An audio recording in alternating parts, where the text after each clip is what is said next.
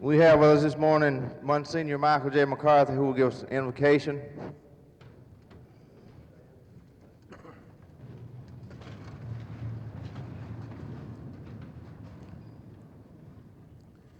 Our Father in heaven, we ask thy gracious blessing upon all here present and upon the deliberations of this convention. May thy divine light inspire the minds of all taking part, that the work accomplished here may be for the common good and redound to thy glory.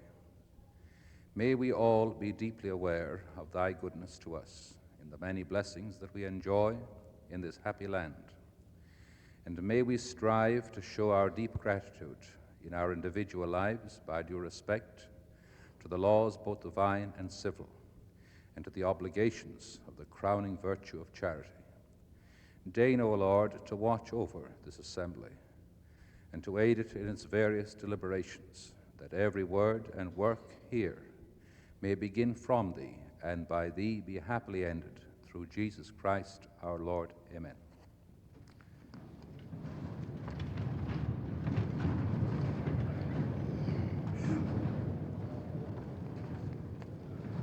Thank you, Monsignor McCarthy.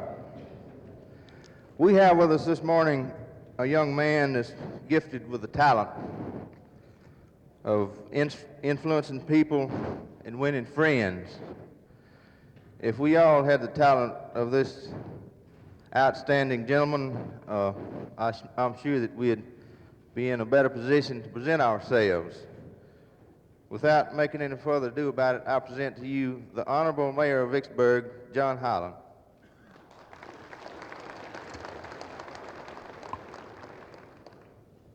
President Fred, State President Claude, state officers, Monsignor McCarthy, distinguished guests, ladies and gentlemen, we are indeed happy to have you in Vicksburg this morning. For many weeks, and actually for even months, I'd been arguing with Claude and Ray Smithhart and a half a dozen others, trying to convince them that this was the place to come for this meeting. I'll tell you one thing about you, the officers of your association. You have to prove something to them. You can't just tell them, because they checked me out on every story that I told them about, every facility, about everything that we have, and finally they were convinced, and of course we were delighted here in Vicksburg.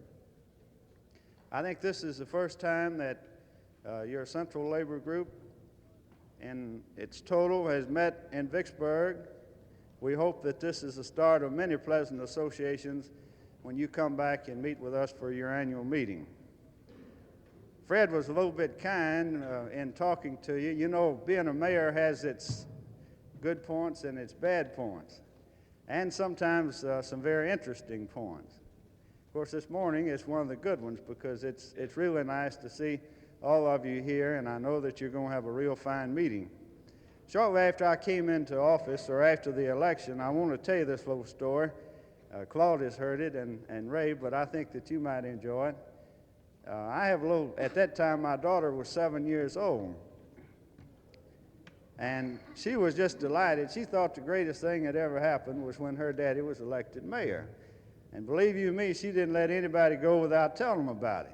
She'd go to school and birthday parties and whatnot, and she'd say, "I'm the mayor's daughter." And she was having a real good time about it. And so finally, my wife and I got her at home, and we sat her down, and my wife, Sarah, whom some of you met down here Saturday night, said, "Now look, don't you go around telling anybody or saying that you're the mayor's daughter." Says, "He just works for the city along with 300 other people. He's just one of the 300 employees that they have." So we thought we had everything pretty well taken care of, and a few weeks later, we had a distinguished guest in Vicksburg from Washington.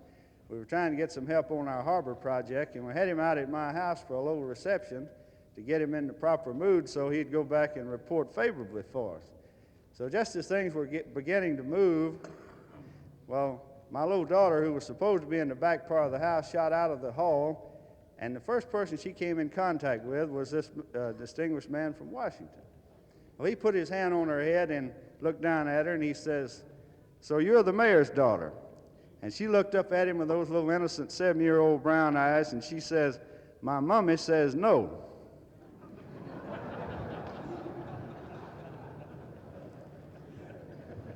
Sometimes you're in for some surprises in this job, I assure you. But since the Monsignor's here, I'm a Presbyterian, and I think I'll be safe to tell this little story on our Presbyterian minister. You know, they seem like every denomination just about, it's always building a church around. Monsignor had his built just before he came, so he didn't have to go through with that. But anyway, there was this Presbyterian minister that went into a town, and first thing they got onto was a church building program. Well, you know, he liked to slip in after the day's work and sip on a little apple brandy. Of course, usually he was there by himself, and nothing ever came of it. But on this one particular occasion, the building committee went in to check with him on something. They found him slightly inebriated over this apple brandy. So they had a real heart-to-heart talk with him and said, "Now look, this just won't go."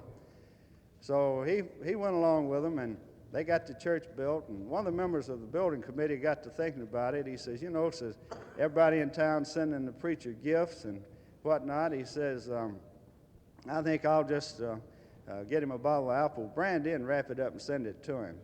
So that night in the pulpit, the minister got up and he says, "I want to thank all of you folks for the many wonderful gifts that you sent." And he says, particularly, he says, "I'd like to thank that gentleman who sent the apples, and most especially for the spirit in which it was given." So I want you folks all to know that the spirit of the people in Vicksburg in having you here is at its best. I think that you'll enjoy the facilities. We're proud to say, the only municipally owned air-conditioned auditorium in the state of Mississippi. We're glad that you can be here to enjoy it. We have a lot of attractions around town that in your spare time I know you'll enjoy. The old Courthouse Museum, which is just one block back and up. It has some very interesting historic relics in it. If you have more time, you should go out to the Waterways Experiment Station, the largest hydraulic installation of its type in the world. You should drive through the military park, particularly this time of the year in the springtime. It's beautiful. I know you don't have any time to go fishing, but we have the best fishing facilities that you'd want in Eagle Lake or in numerous lakes around here. But Claude and Ray and the rest of the officers of this organization, I know, have a full program worked up for you. But if you do have any time, I want you to get around and meet and introduce yourself to our people here in Vicksburg. I think we have 35,000 of the finest, friendliest people that you'll find anywhere in the world. And I'm very happy to report to you and to your state officers that the members of your local associated groups to the Central Labor Council are among some of our finest citizens. When I have a program coming up in the city, I can assure you that they are right behind me and supporting those things that are worthwhile for the city. And we're proud of them, and certainly we hope that they're proud of our administration and the things that we're trying to do. But now, on behalf of all of us, I want you to have a real good time. I brought the chief of police along with me, because if you happen to overpark or get a ticket or something like that, just turn it in to the desk, registration desk, and they in turn can turn them all over to the chief, and if he doesn't have enough money to pay for them, we'll put him in jail. Thank you very much.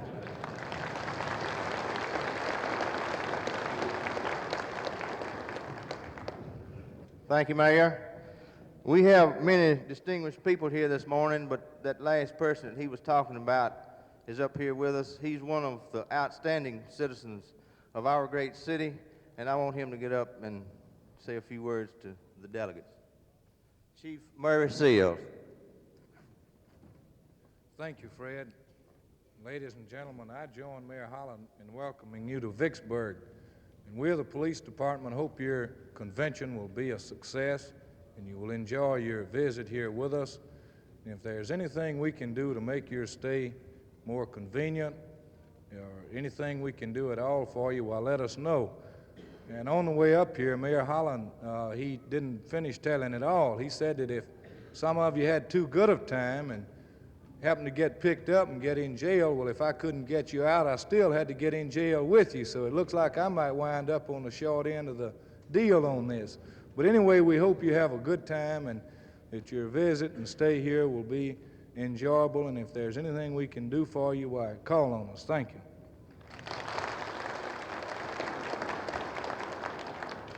Thank you, Chief.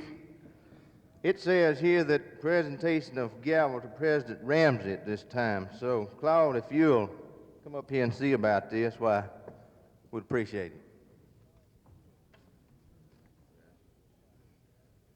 Thank you, Brother Chairman. Delegates, distinguished guests, Honorable Mayor, Chief of Police, the Monsignor, brother and sister trade unionists. We have attempted to prepare a program for you here today, and in all fairness to everybody concerned, if I expect the speakers that shall follow to stay within this program, then certainly I shall have to stay within it myself.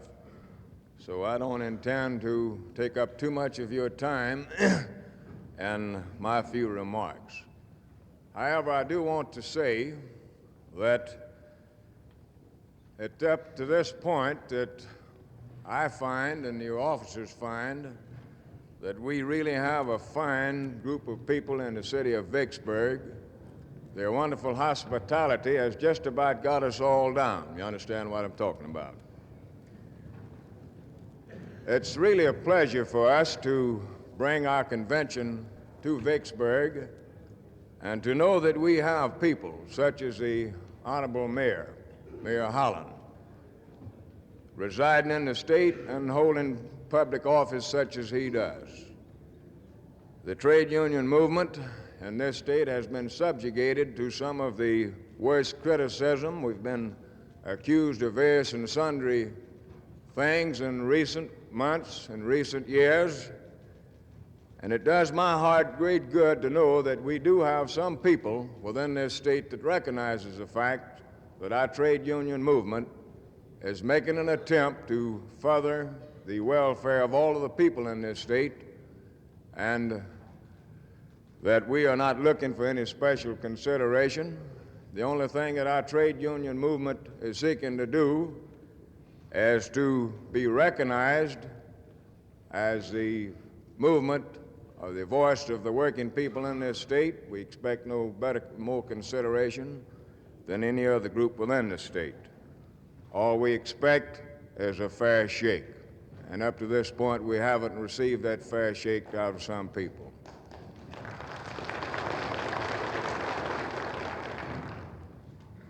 I want to say that I believe also that this trade union movement we have in this state is possibly the cleanest trade union movement, group of trade unionists, rather, that you'll find in any of the 50 states. We've been cleansed by the United States Congress. We have just recently been cleansed by the state legislature. Therefore, I think that you are in good shape this morning. I hope you understand what I'm talking about.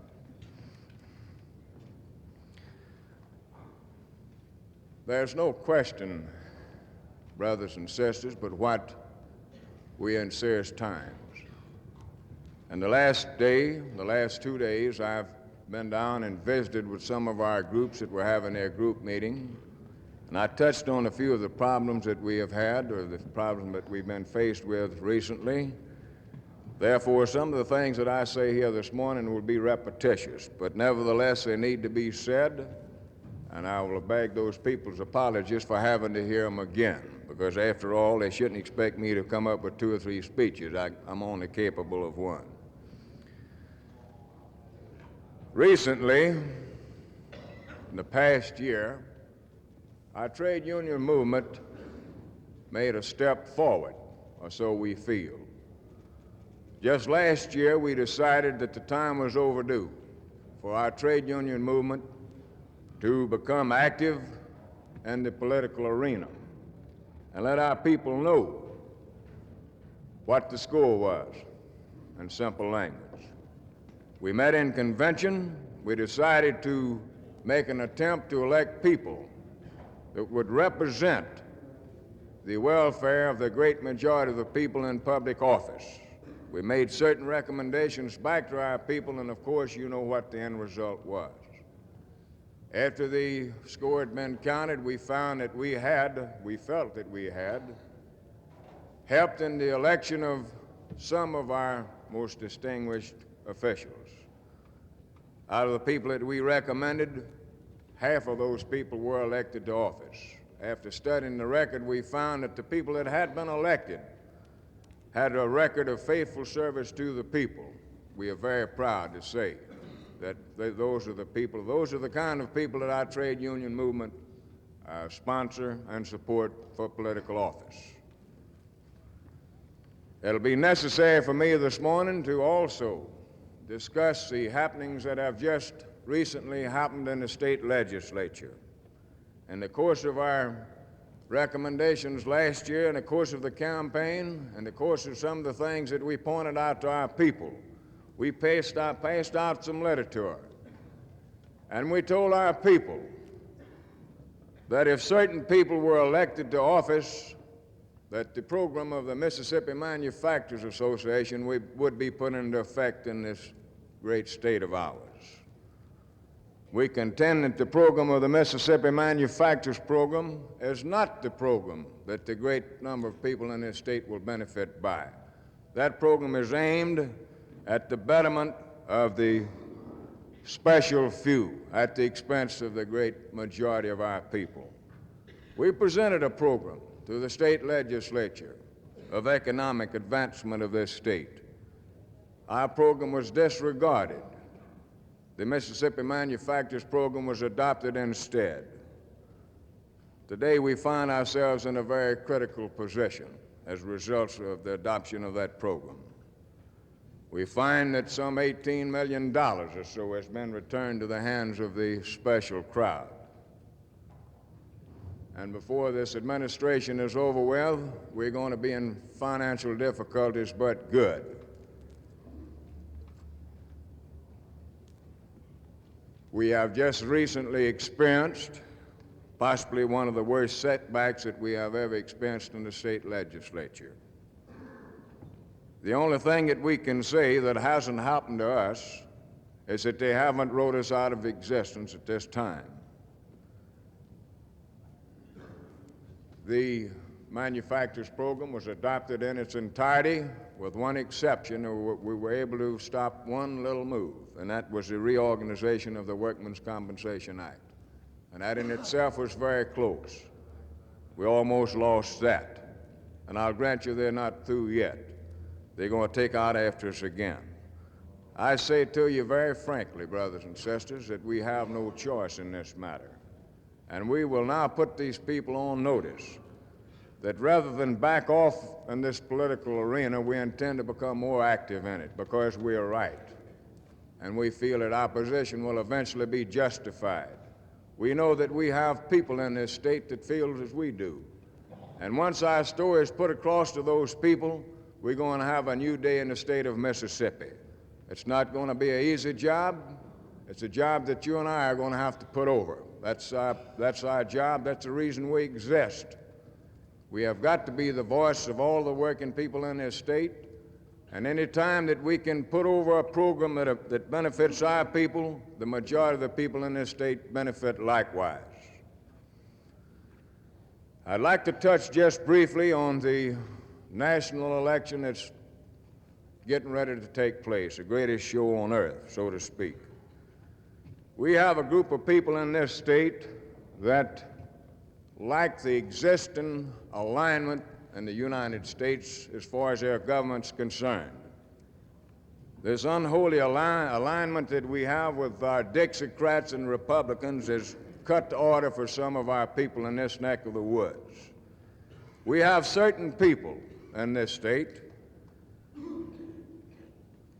that at the present time have been trying to tell the people in the state of Mississippi that they should refrain from the election of a Democratic president when the time comes. What those people actually mean, my friends, is that they want Richard Nixon in the White House. And I say to you very sincerely and very honestly, it'll be a sad day for this country, the people as a whole, our trade union movement, and all of the people in this country of ours when that day comes about. We intend to keep our people informed of this situation. it's our responsibility to see that our people are informed as to what the real issues are. We go to the record. That's where we go to. We don't deal in personalities, Pepsodent smiles, and things of that kind. We check people's voting records. We make recommendations to our people strictly on the basis of performance in office. This man's Richard Nixon's performance has been very bad, as far as we're concerned. Each time that he's been able to cast a vote that signified whether or not he was with or against the people, it was always against the people. Not only just our movement, but the people in this great country of ours as well. We have received a little treatment from the press recently about the fact that we were a little bit interested in the Democratic precinct conventions, meetings that will take place shortly. Certainly, as citizens of this great state of ours, we intend to participate in this affair. We want to make sure that we have decent people, people that will give us a fair shake, elected to this Democratic convention of ours. In closing, I want to say that I feel that we have as good a group of people in the trade unions in this state as any place else. We have a little harder job to do than anybody else, but we have the people to do it with. We intend to get the job done. Thank you very much.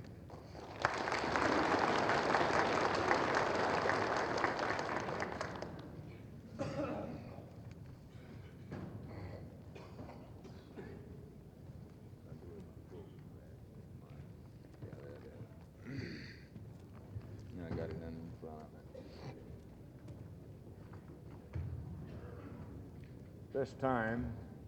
At this time, I'd like to make the committee appointments, the committees that will do the work for the convention.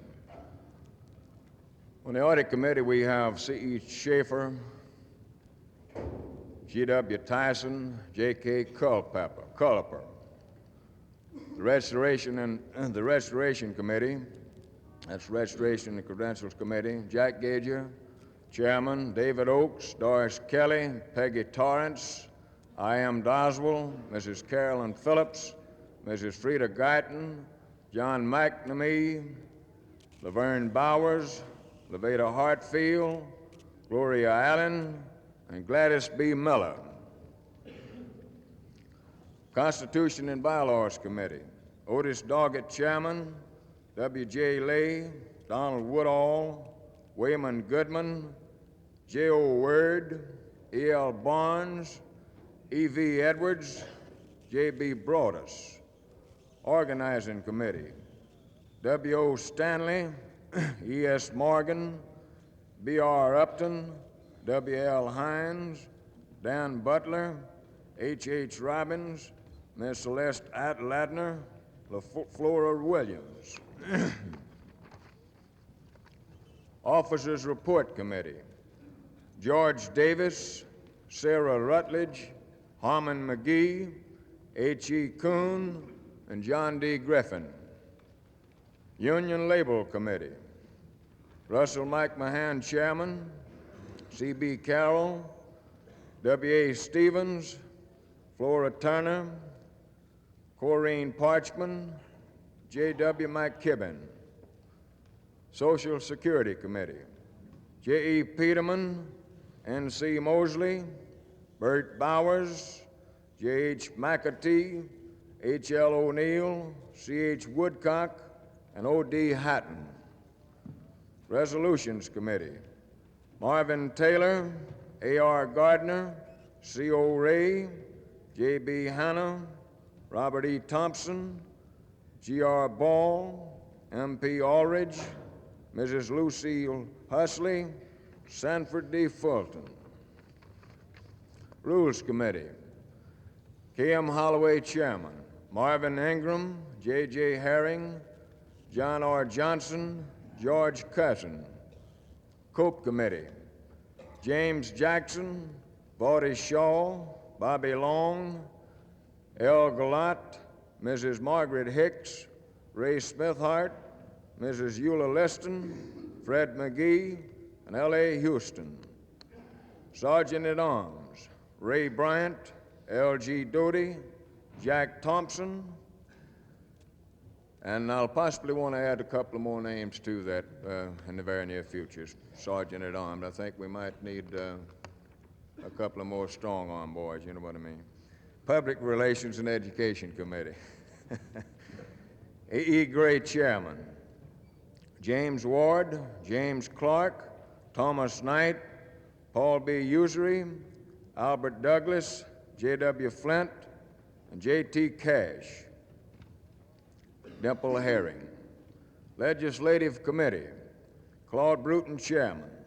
M.E. Ferguson, Dewey Mizell, W.H. Wood, Dupree Morris, William J. Provance, Kenneth L. Brandt, Oscar L. Millwood, and J.A. Sullivan. That's your committees for the convention. If we have people that would like to serve on committees that haven't been named, then we'd certainly be willing to add your name to a list, a committee that you'd like to serve on. The credentials were a little slow in coming in, and we had to get these out. I want to say before the mayor gets out, Mayor, I just wanted to get this off of hand, and then I wanted to say to you and to the chief that we would like to invite you to be with us throughout our convention. I'm convinced that our people are going to really enjoy their stay in Vicksburg. Again, I want to say we appreciate very much you coming down and giving us that wonderful address this morning. And any time that you can see fit to come out and be with us, we'd be more than glad to have you with us. We're looking forward to see you again. Put you right to work. He has to be on a committee tomorrow. Right. Might as well get some out of it. See you again.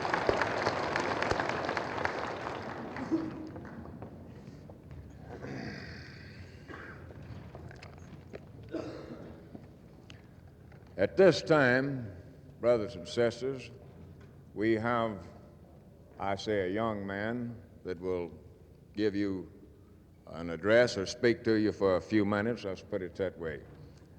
I don't believe he needs any introduction to most of you. I think that you're very familiar with this next speaker. And without any further ado, I want to introduce Brother E.H. Williams, AFL Regional Director of this area, Brother Williams.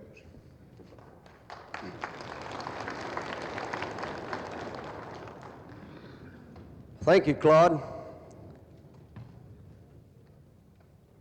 Delegates to this convention and our honored guests, international representatives, and all of our friends who have been kind enough to favor us with attending the opening of this 4th annual convention of the Mississippi State Labor Council. I want all of you to know that I feel that it's a real honor and a pleasure this morning to have this privilege again, being in attendance at the opening of your 4th convention, to assure you that it's been a pleasure to work with you and to bring you greetings from President Meany, Secretary Schnitzler, Executive Council, and from Jack Livingston, the Director of Organization, whom we work with very closely in this region. Many other friends who has told me that due to circumstances beyond control, they would not be able to be with us at this convention in Mississippi, from the American Federation of Labor, Congress of Industrial Organization.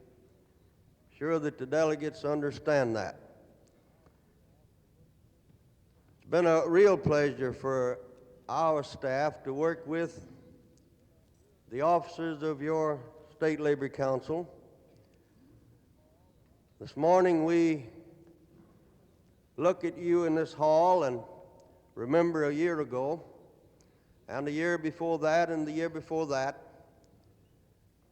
We have experienced in Mississippi a steady growth. We have been successful in organizing the unorganized workers in the state of Mississippi. Your officers has worked very hard for you. I am in position to know that. And they have cooperated fully with the Department of Organization, and I'm sure with the rest of the departments affiliated with the American Federation of Labor and the Congress of Industrial Organization. You have heard this morning your president making a very brief report on some of the things that's happening to you in the state of Mississippi. And I certainly can feel for your officers because I've had experiences in the past, and I know how they must feel. They would much prefer to stand up here this morning and report to you that we have in the state of Mississippi people that are elected to public office who understand and are in sympathy with the problems of the many thousands of working people in this state, and that when elected to public office they would perform their duties in accordance with what we think they are. We believe that people who are elected to public office should take into consideration, most of all, the welfare of those people who depend very largely on the state government for fair play in order to make progress in their field of endeavor. But unfortunately, we find in many states the particular political setups and the economic situation is such that, sadly enough, the old colonial system is still in effect, that a privileged few seems to be able to control all of the elections from the very smallest to the largest in many of our states. People suffer greatly because of that. I don't think it would be proper for me to say too many things about the things that are wrong. State of Mississippi. But I feel that in speaking to the working people of this state, and having been privileged to work very closely with you over the years, I believe I understand your problems pretty well. And I think I can speak for most of you in the things that I say here today, because I know how you feel. I know that in the state of Mississippi, in the course of our performance of organizational work throughout this state, we find a very sincere desire on the part of many thousands of poor working people to free themselves, affiliate with a trade union, and have the privilege of enjoying better wage standards, better conditions of work, and a relief from many of the economic burdens that are saddled upon the people of Mississippi because of your system of taxation. I don't think that people who are privileged to serve in high places in the state of Mississippi could very well justify the system that is operating within this state. I don't believe that anyone could very successfully deny that the entire burden of taxation in this state is saddled upon the ones who are most unable to pay. That the people who are able to pay or have been in a position and have used their positions to see to it that the great burden of taxation, support of government, is saddled on the backs of the very poorest people. I know there are many people who hadn't taken the time to go into taxation and to understand what really happens. But there's one thing that you can always remember. When you see a system of sales tax, you can be certain that that is done for the purpose of seeing to it that the people who are least able to pay has the burden, because that is an even tax. It's a consumer tax. And every party pays the same. It's very easy to understand why the people who are in a position to make these decisions would pass it on to those people who are least able to pay.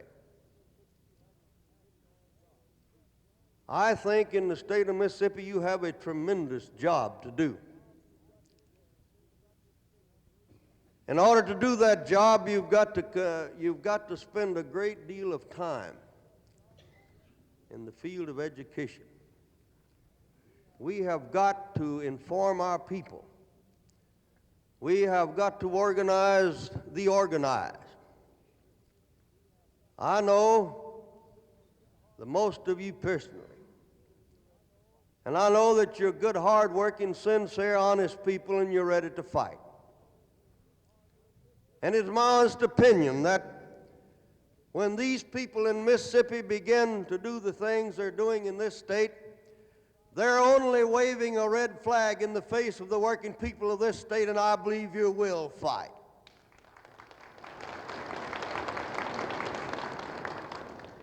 I think you're ready to do that.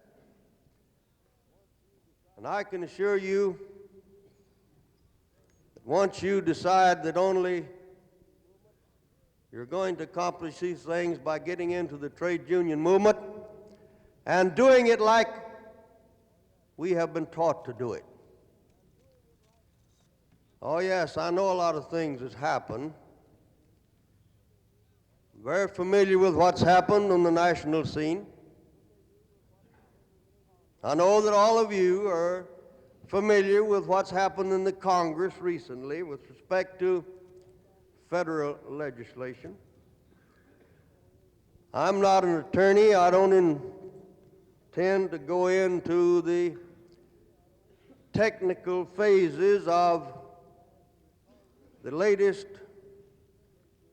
act passed in the Congress regulating our trade unions, but I think it's enough to say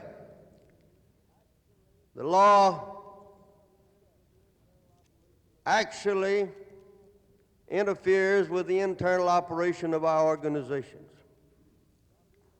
It's a very dangerous act. And I believe that most of us realize it by now. If you don't, you will.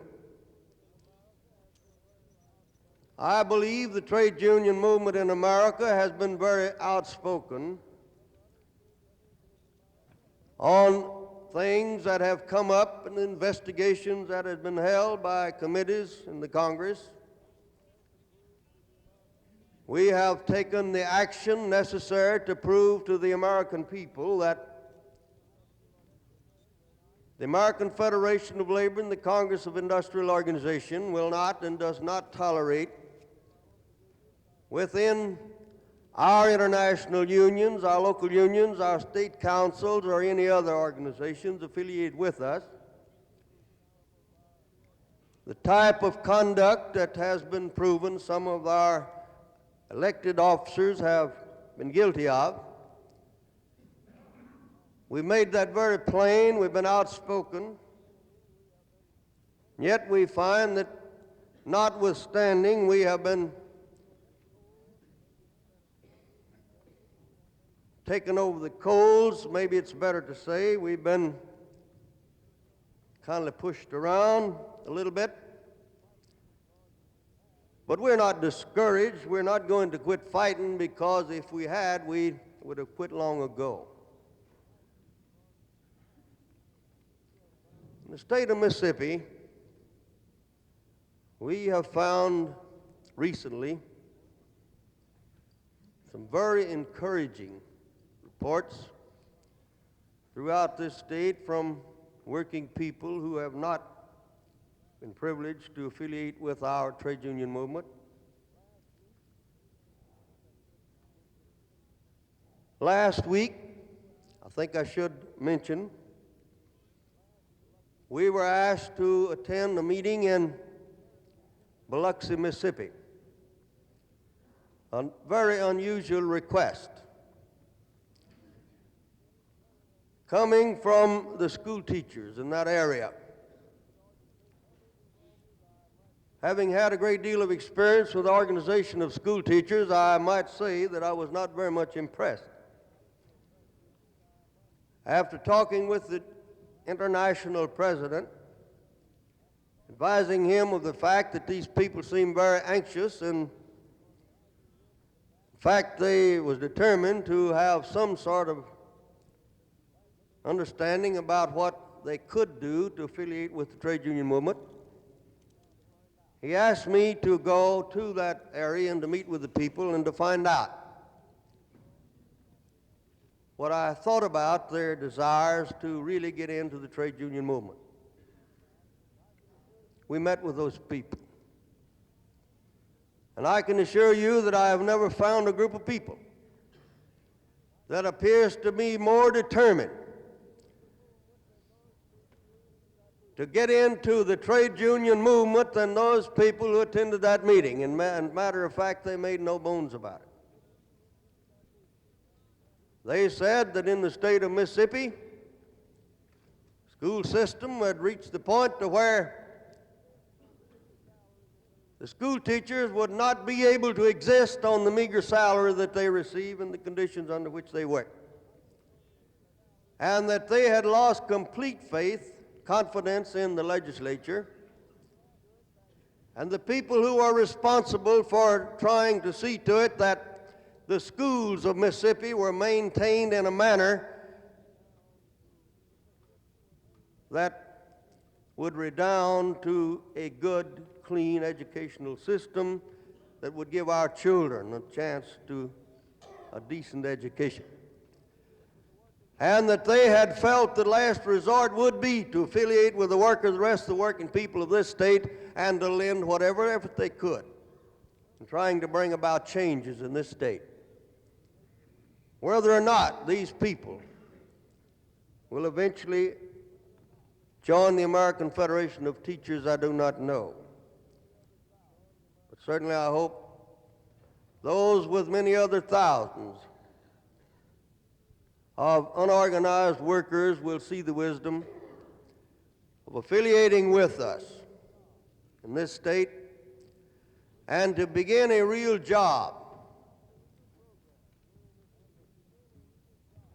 Adopt a real program here in this convention to be followed in the coming year for the purpose of changing the situation in this state. I know that all of you are aware of the fact that Mississippi is one of the states in the Union that is saddled with the very lowest income. And I know that you're also aware of the fact that there are many thousands of people leaving our state every year. And there's a reason for that. These people that talk about doing something for Mississippi, the people who are responsible for the economy of this state, does not appear to be too much concerned about doing things for the people of this state. They seem to be more concerned about keeping things as it is in order to be able to have what they want themselves. I know, and you know, as the mayor has said to you this morning, and explaining to you the fine city that he is the mayor of here in Mississippi, Vicksburg, with all the opportunities, the natural resources and advantages we have here on the Mississippi River. I don't think there's any question at all but what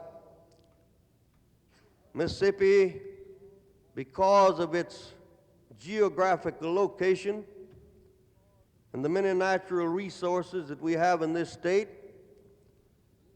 with the hundreds and thousands of fine men and women who make up the citizenry of this state,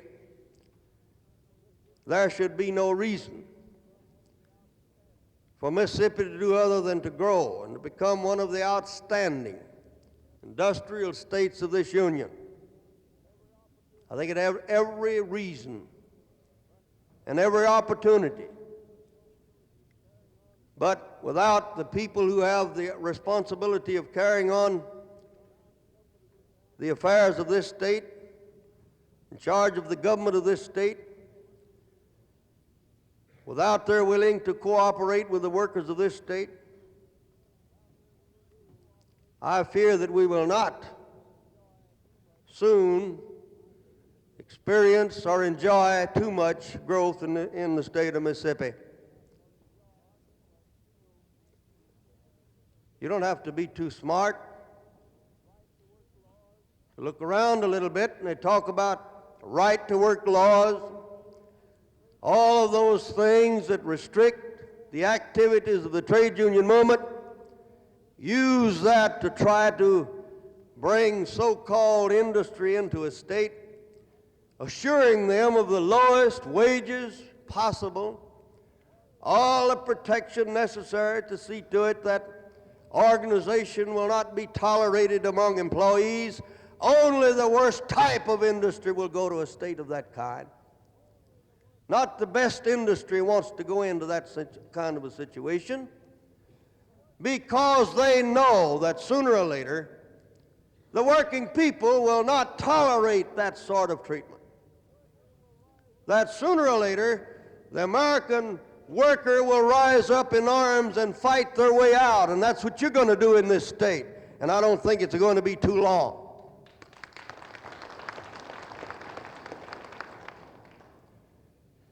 Oh yeah, they got in Mississippi, they call the Economic Council. Guess you heard about it. Nothing more or less than a political organization of industrial leaders. That's what it amounts to. And I think you'll find your newspapers, by and large, yes, in many cases, the leaders of our fine communities taken in under the domination and control of a dirty outfit like that, at the expense of the people of the great state of Mississippi, the working people. You have a real job to do in this state. There's no question about it, and I think all of you understand it. I think it behooves every one of you delegates here this morning, sent here by your local unions, for the purpose of outlining and presenting a program to be followed in the coming year. I think it behooves you as delegates to feel that you're here on business, strictly on business. It's the most important business that you'll probably be able to attend to in a long time. It's that serious. I hope you don't consider it any other than something serious. I think you should be very careful. Selection of the people to represent you, because I want to say to you now, and I hope you believe me when I try to stress the importance today of having the very best leadership that we can find within our local unions. within our central bodies, within our state councils, and all the other places where we have leadership. It's vitally important today. Things are changing. We cannot operate our unions like we once did. We've certainly got to know what we're doing. Reach the point now to where if you haven't got a lawyer, you better be careful. You might go to jail. Because I think lawyers wrote most of the bills. I have nothing against the lawyers. I think they're very necessary. But I think there are too many of our local unions who are not really financially able to employ capable legal counsel. Therefore, we have to be very careful. I know that we all want to do the things that are right. I know that all of us want to be good citizens. We want to respect all laws, whether city, county, or state, or federal. And I hope that it'll always be like that, the trade union movement. I know that you will not find in this great state a finer, more sincere, honest group than is sitting in this hall today. You are representing the people of this state that the state of Mississippi depends upon for the very livelihood of the people of this state, the producers, the workers of Mississippi. The people, after all, that all the people depends upon to carry on the work and industry, the building construction trades, the service trades, so that we can be assured that Mississippi can be one of the states in the Union who can boast of a decent economy,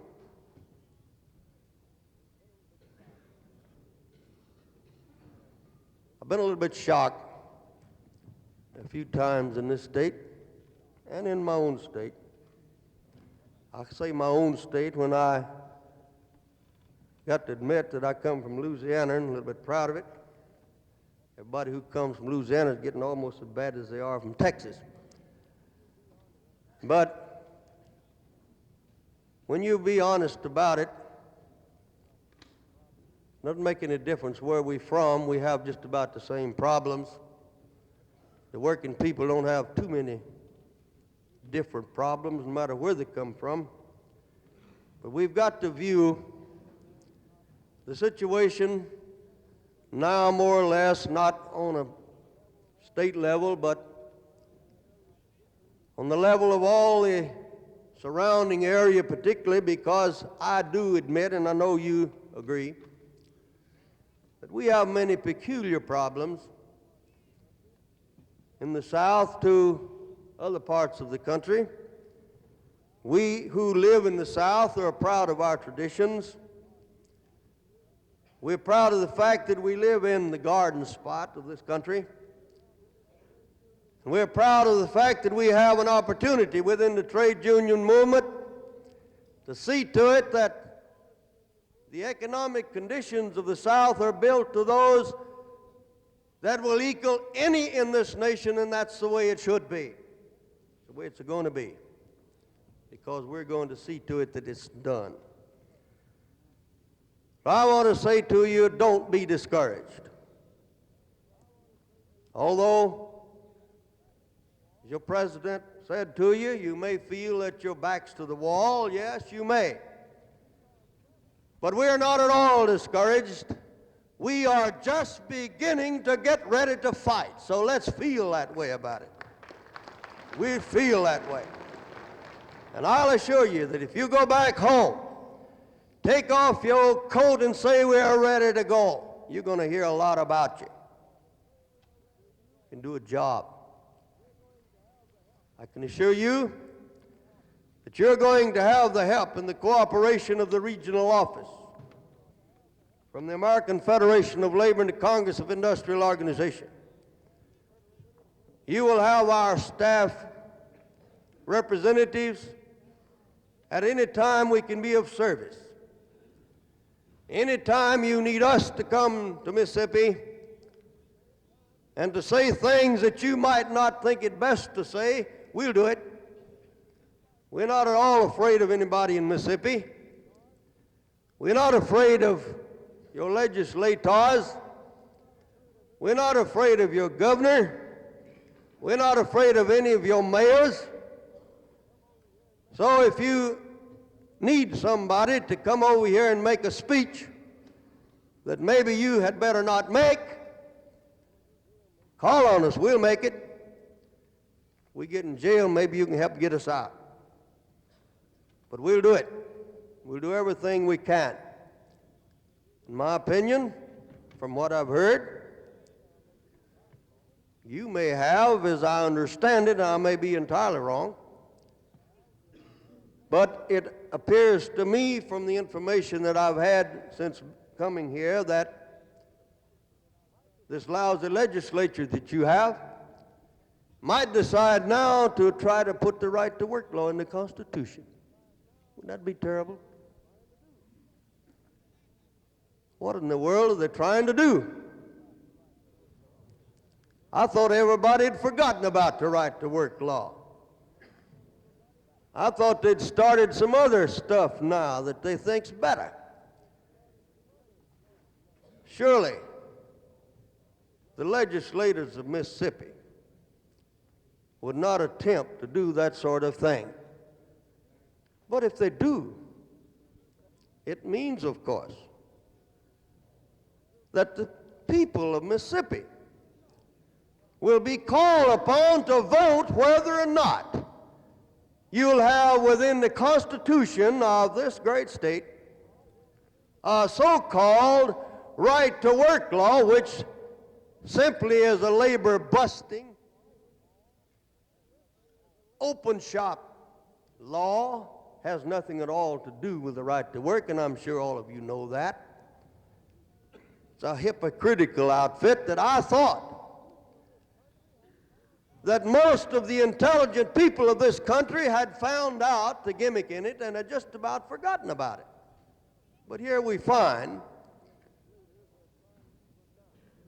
your group of legislators are trying even now to go to the people with the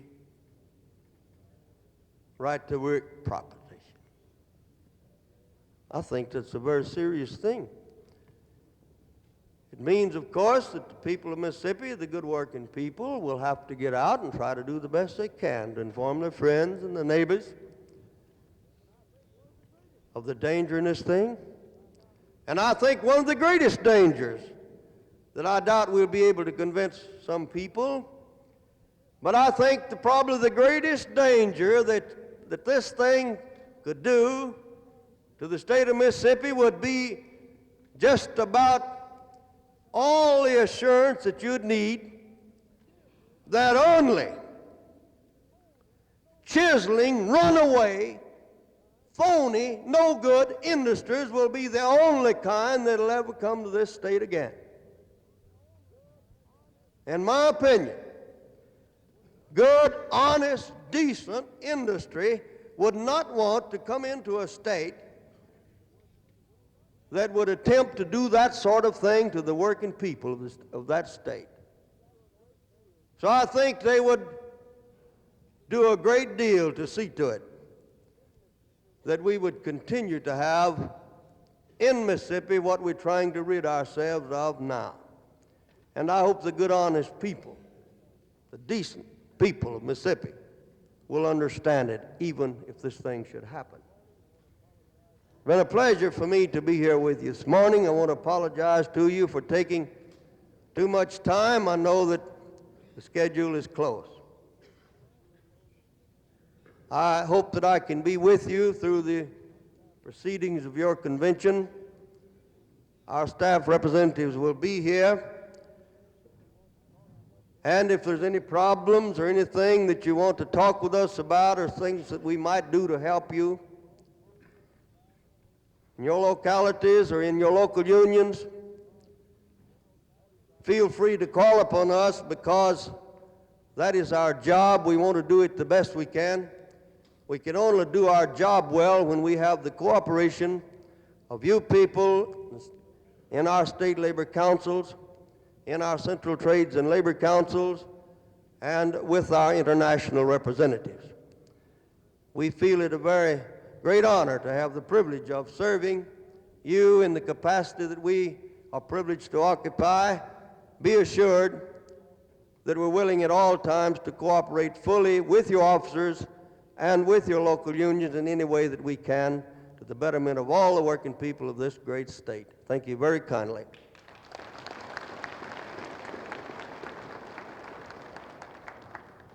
Thank you, Elijah.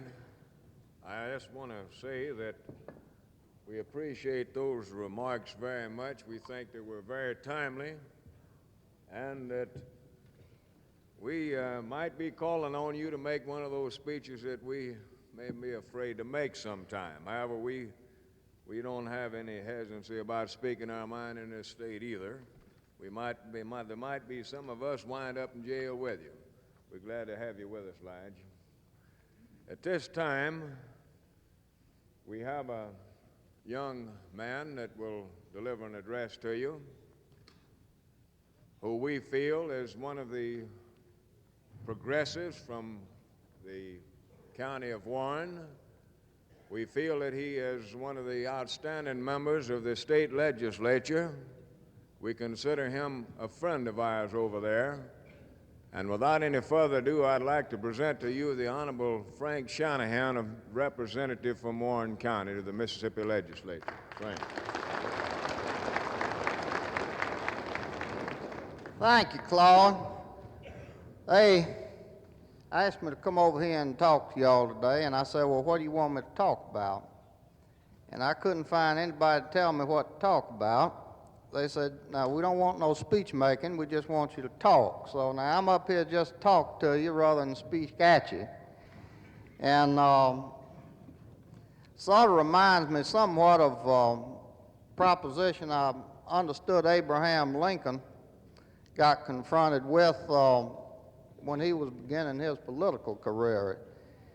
It seems that back in the 1840s at the Women's Christian Temperance Union, asked him to come before their state meeting to speak.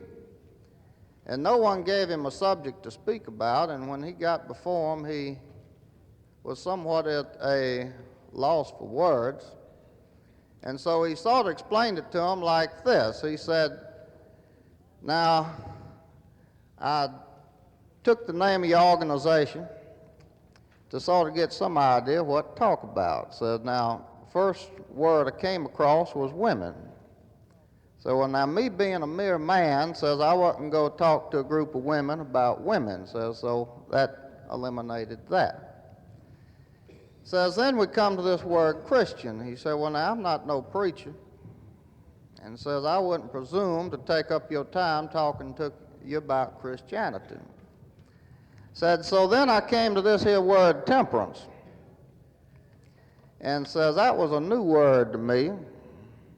So I had to go to my dictionary and I looked it up and found out that temperance didn't mean abstinence, it meant moderation. And says, so that's what I'm going to talk about. Says, I'm in one in accord with you ladies on that. Says, I believe in moderation of all things. And with that, Lincoln went on to make his talk, in which he went on to tell them that a little bit of everything is good and abstinence and everything was bad. And Carl Sandburg, in commenting on it, says he just searched and searched and searched the records and he couldn't understand, but he didn't ever find where Lincoln was invited to address the WCTU anymore. So they left us pretty well like that. I've represented the working people in Mississippi as long as I've been in the legislature. primarily because I think, by and large, the average Mississippian is a working person. And when I was elected to the legislature, I took it as being a position of trust to represent the people of Mississippi. I've not been ashamed of the fact. I'm still not ashamed of the fact, and I don't care who knows it. However, what we're faced with at the present time is we're having a social change in this state. Ever since the Civil War and sometime prior thereto, our income, our outlook on life, in fact, our basic purpose in being, was based upon primarily an agricultural economy. Now, that being true, there's been certain traditions, there's been certain customs, and there's been certain truths that have grown up in this state that no longer are the cornerstone that they once were. And the reason they are no longer the cornerstone is that we are getting other elements in our society that are becoming a powerful enough influence where they have to be heard. We're building up the industrial element of our society, as you all know. With that, we're building up the business and professional element of our society. And while we are in a process of social revolution and in a process of industrial revolution, I believe that you're going to find, as we in the legislature have found, that you're going to be living in rather confusing times. Now then, you have a very important part to play in this change. I will say this, that this change very decidedly will be to your benefit rather than to your detriment. But just how much it will be to your benefit is going to depend upon how much each of you individually is willing to work for yourself. Now then, I'd like to take issue with some remarks that have been made here today. And that is, I don't think that you've got a lousy legislature. I know you don't have one in the House of Representatives. By and large, most of those representatives that I've met and that I've worked with, they're over there for one purpose and one purpose alone. They want to do a good job of representing the people from their home counties and the people of the state of Mississippi. Now, being mere humans, they can't know everything. And as a result, particularly when you get into technical questions and complicated questions, you have to rely upon advice. Now then, the person who gets out there and pushes the hardest for their own interest, and I don't mean that in the sense that a pressure group working just for its own interest, but the group that can get out and educate why their viewpoint is in the best interest of the whole is going to be the group, by and large, that will prevail in what it wants. Because the average person over there, he wants to do what is good for the whole. Now then, there's been a lot of talk about management winning this compensation fight. I don't think they won it. I think y'all lost it.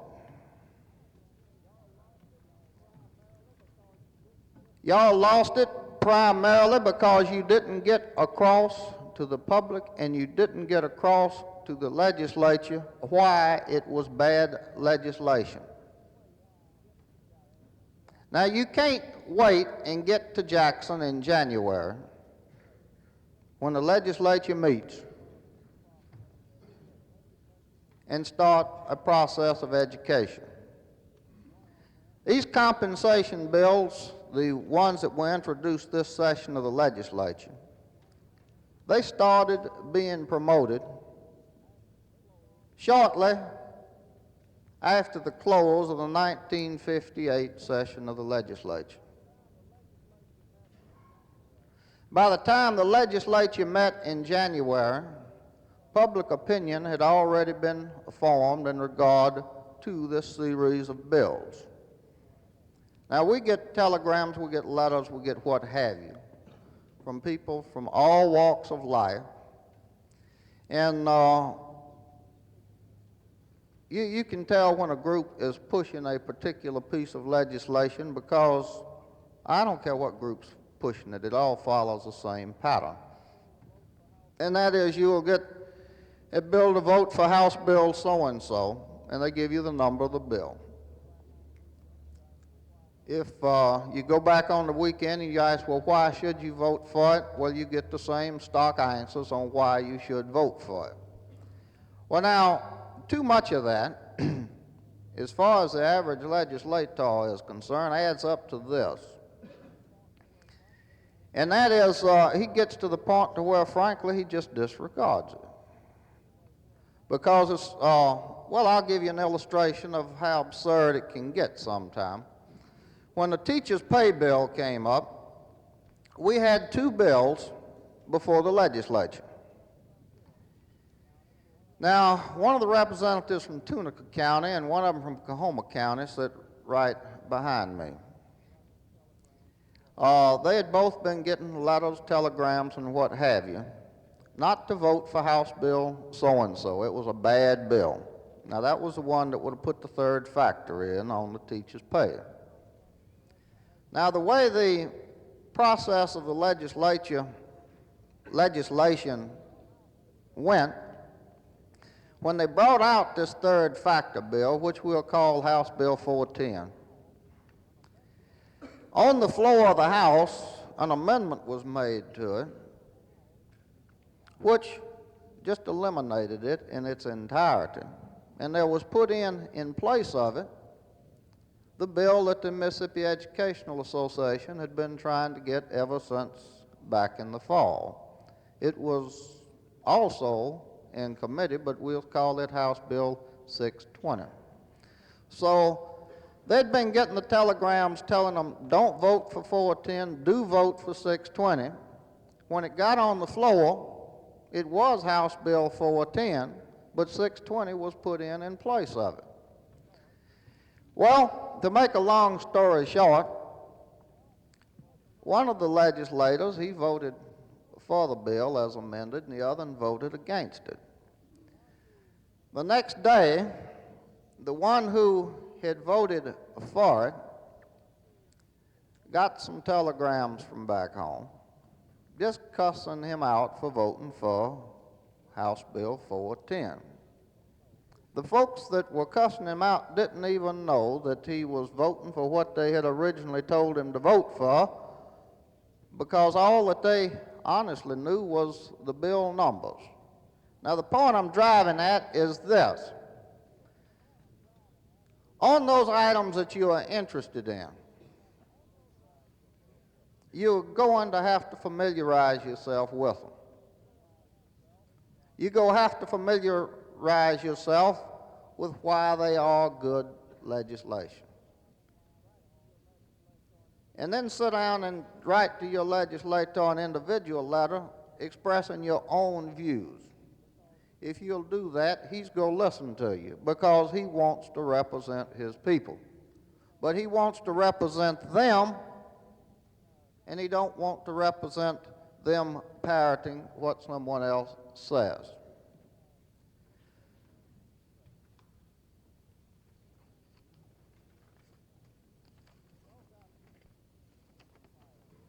Y'all have got a fight on your hands. Of course, anything good worth obtaining is worth a fight. But you go have to get better organized, and you go have to push a more deliberate program. Now, let me give you an illustration of just what you were up against, well, you was up against it primarily by yourself, except for the Plaintiffs' Attorneys Association, on the workmen's compensation bills. This letter came out this weekend that the Mississippi Economic Council sent around, and they went on to say, a word of thanks should go first to members of the Senate who Tuesday passed House-approved workmen's compensation measures after being brought to floor on minority report. Adoption of measures brightens industrial prospects of the state as much or more than any single act of session. And secondly, thanks to all citizens and groups who actively supported measures, particularly the Mississippi Manufacturers Association, the Mississippi Farm Bureau, the Mississippi Retail Merchants Association, the Delta Council, the Associated General Contractors, Executive Committee of the Mississippi Bankers Association, and Mississippi Dairy Products Association. Passage of measures shows influence for good that can be obtained through united efforts of business leaderships. And don't forget to thank saloons for their good work. Now, you don't get that kind of help overnight. You don't get it without a lot of hard work. I think that the working man in Mississippi is going to have a glorious future, personally. He's going to have to fight for it, but Mississippians have had to fight before, and in the long run, they've usually come out pretty good winners. We go industrialize this state. In fact, the present governor's program boils down nothing more to a crash program for industry. It's a no-hold-barred program that he wants industry in Mississippi. The question that's before us now is that are we going to get an industry that's a type of industry that's in the best interest of the people of Mississippi? Now, I think to quite a degree that the answer to that question is going to depend upon each of you individually and your friends and your neighbors.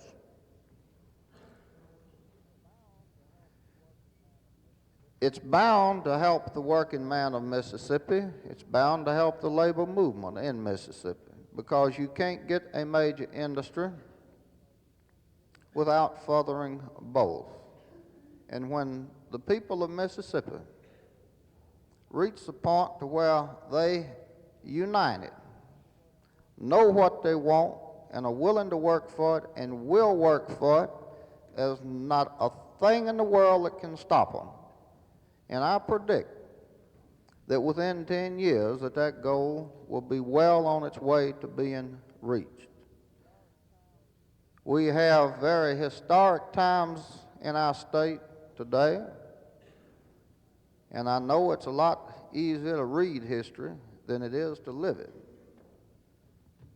But when you can look back on these days we are now living and tell your children and your grandchildren that you had a part in the making of the history of this state, I think that you will be very proud that you were living in Mississippi during this day and time and had an opportunity to put your shoulder also to the wheel.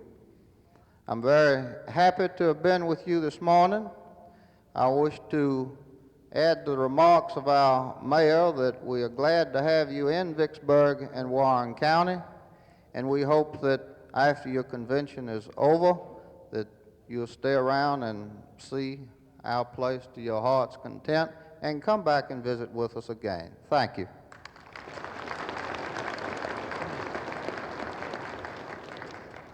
Thank you, Frank. We would like to invite you to be with us during our convention, if you see fit. We realize, of course, that your duties in the legislature possibly require your presence over there. We don't think there's anything left that can be done to us, but it's just possible that we might have overlooked something. So it might be that you might have to go back to Jackson. Anyway, it's been a pleasure to have had you with us. We enjoyed your remarks very much. Even though we might not agree with you altogether, we still feel that the fate of this state and our people depends upon the action of such people as you. And we feel if we had enough people of that kind in the legislature, then certainly we would not have anything to fear. Thank you very much, Frank. Ladies and gentlemen, at this time we have a young lady who we are very proud to have on our program. We feel that she is one of Mississippi's outstanding women folk, if you please. It was our pleasure to have recommended her to you during the last statewide elections. And of all the people that we made recommendations for, we felt that this young lady was one of the most outstanding people that we recommended to you. It is indeed a pleasure for me this morning to present to you the Honorable Evelyn Gandy, State Treasurer of the state of Mississippi. Miss Gandy.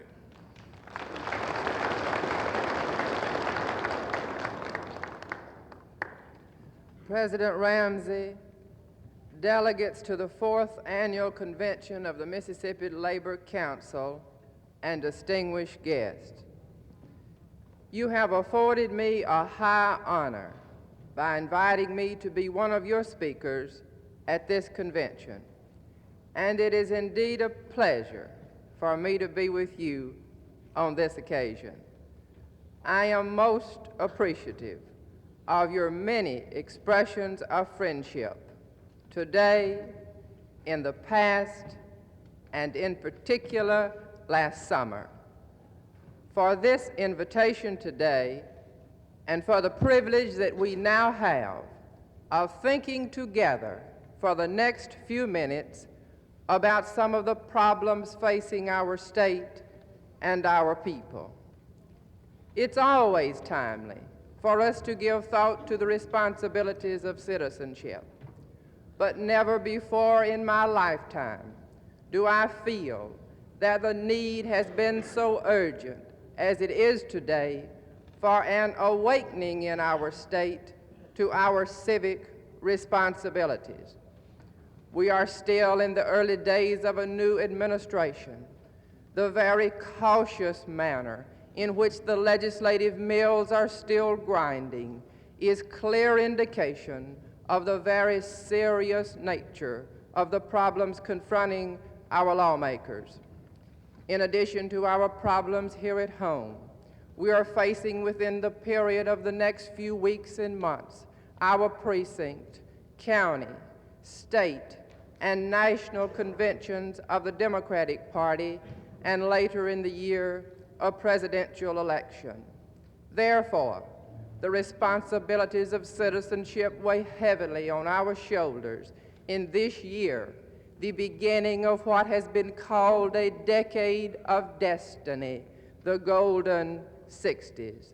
And let us constantly be reminded that duties of citizenship go hand in hand with the priceless privileges that we daily enjoy, with the apparent ease with which we accept the warm rays of the southern sun.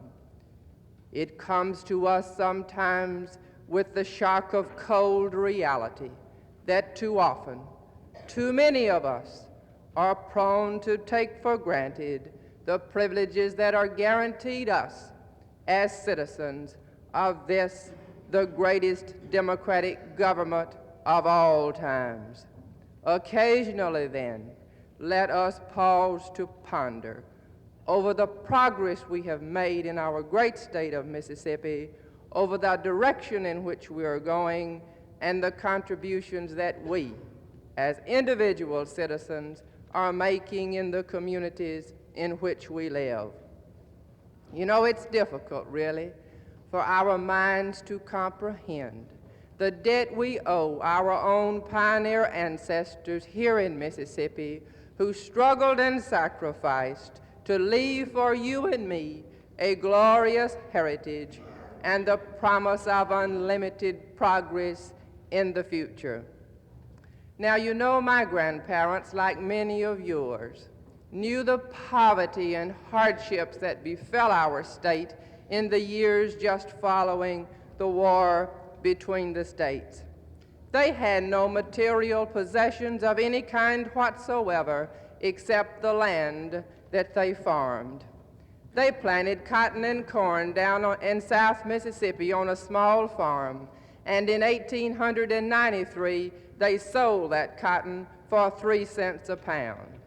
They lived at home and went to town only twice a year, but they joined with their neighbors, and they built churches, and they built schools, and they dreamed of better days ahead for their children and their grandchildren.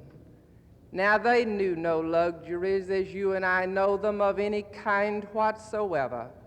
Their water came from a spring, and their light from a kerosene lamp. But they knew a great deal about freedom.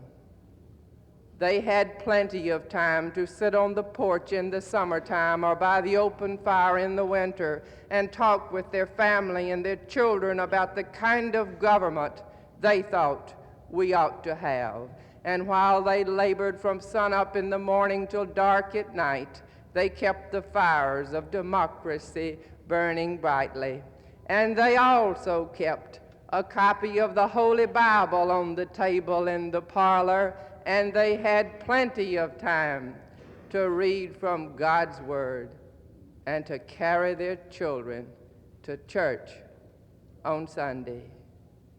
You know, it's been said that these men and women who lived around 1890 and the early 1900s came nearer of meeting the challenges of their times than the men and women who have lived in any other period of American history. And certainly, I would not dispute that statement.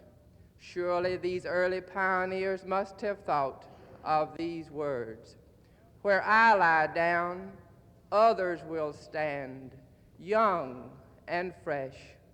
By the steps that I have cut, they will climb. By the stairs that I have built, they will mount. They will never know the names of the one who built them. At the clumsy work, they will laugh. When the stones roll, they may curse me, but they will mount, and on my work, they will climb, and by my stair.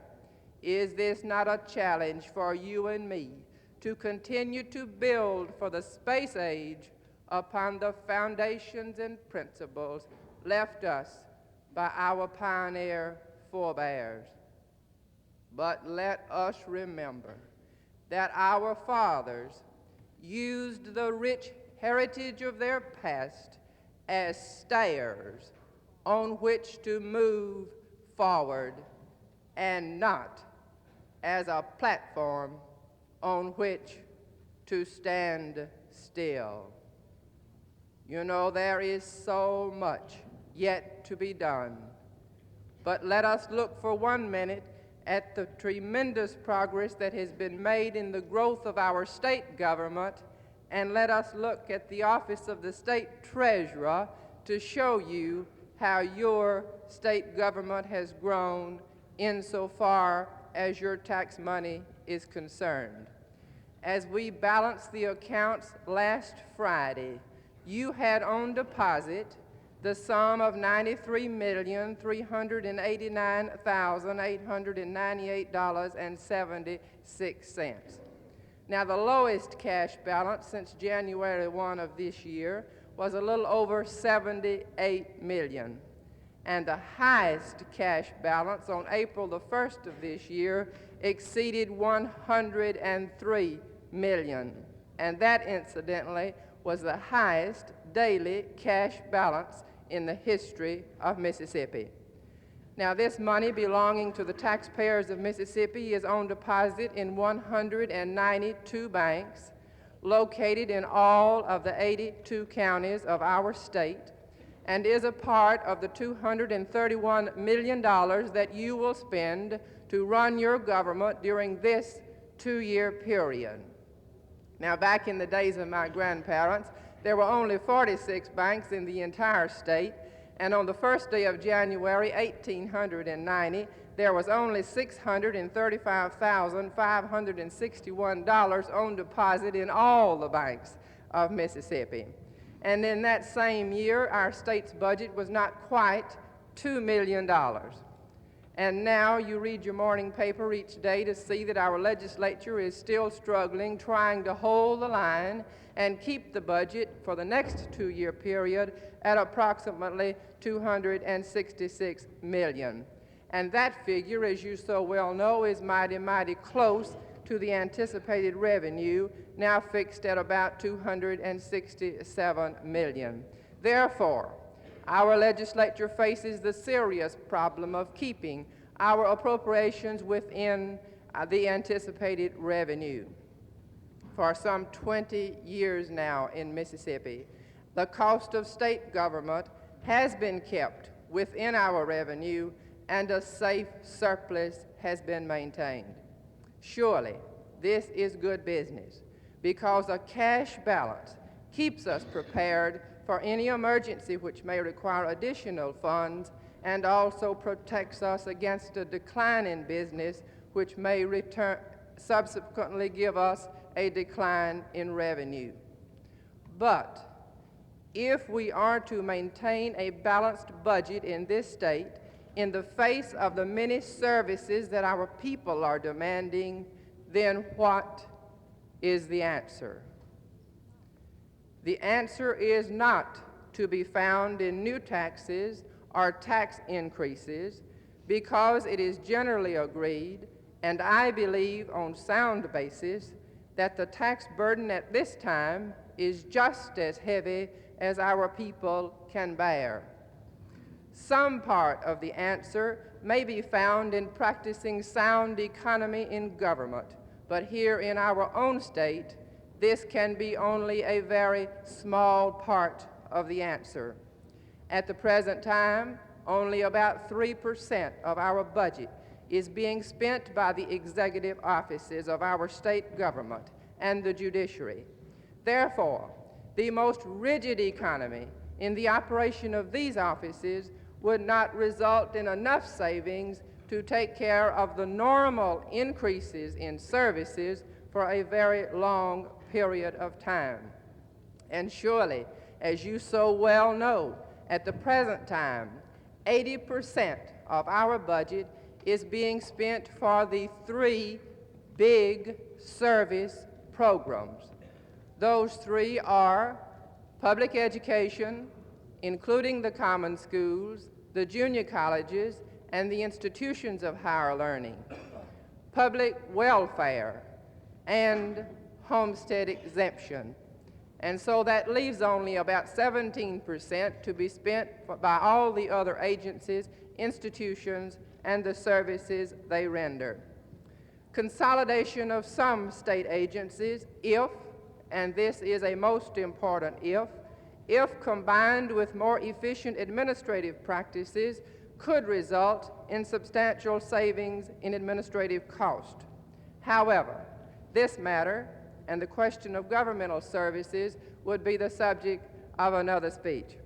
And furthermore, in all frankness, I would say to you that while I believe in economy in state government, and while I believe that our state government should be operated on a sound, business-like basis, and I believe that my record in the legislature will bear out that statement, I also believe in government with a heart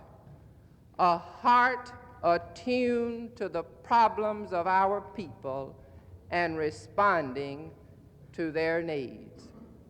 Now, as attorney for the State Welfare Department, I had the opportunity of traveling in all 82 counties, handling appeal cases and child desertion cases.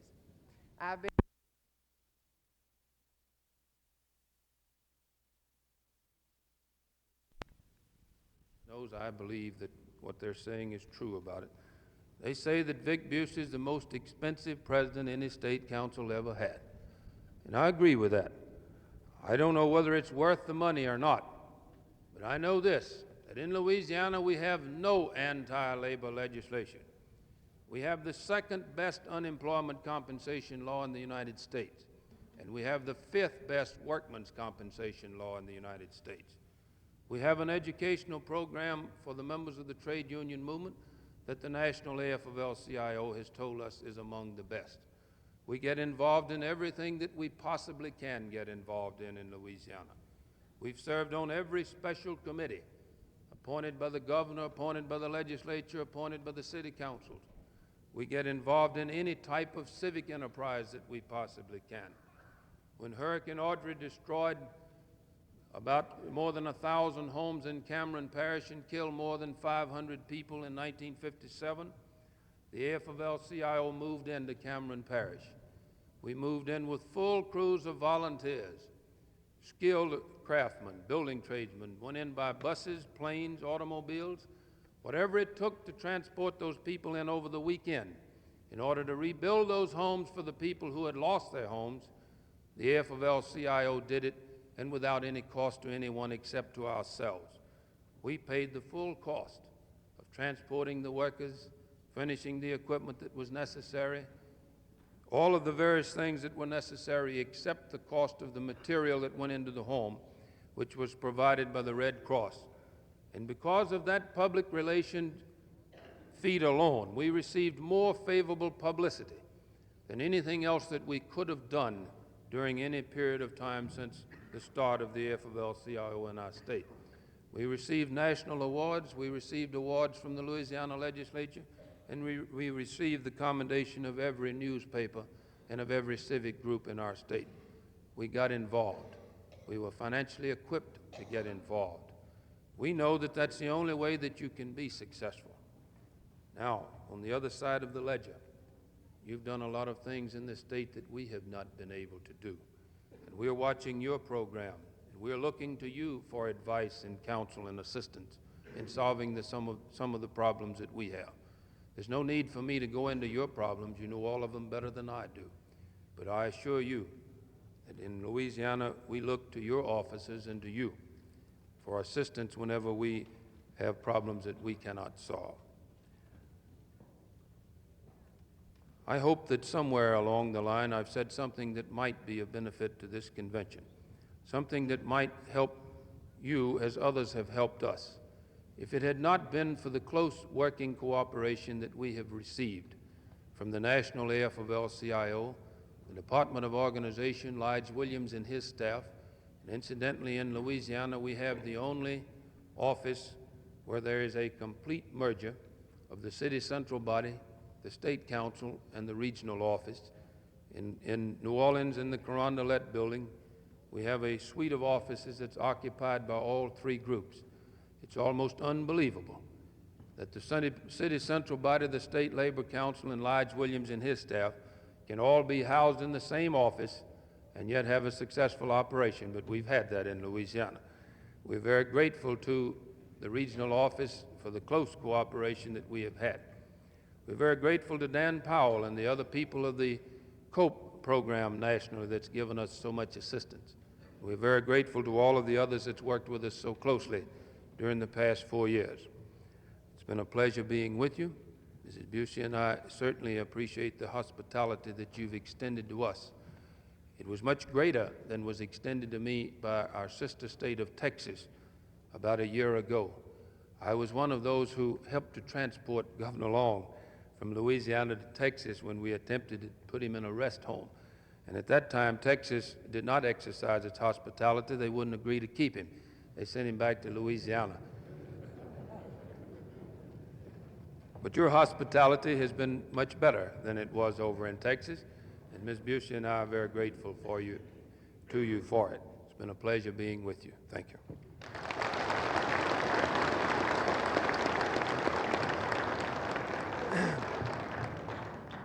Thank you, Vic, for such a wonderful address.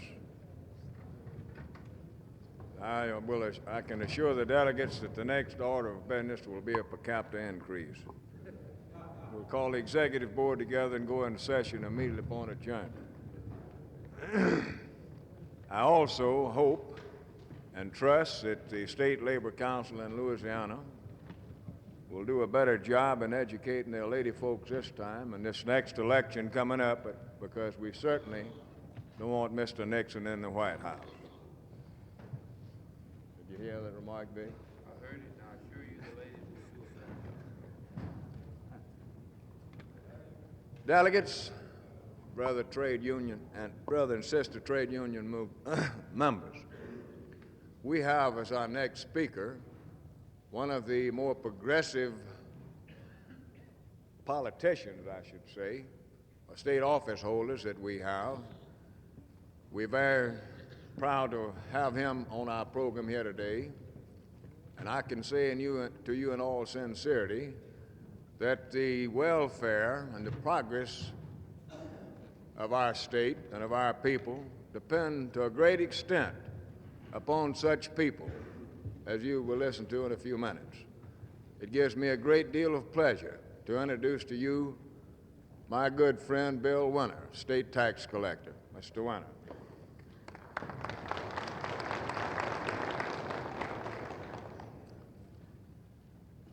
Mr. Chairman,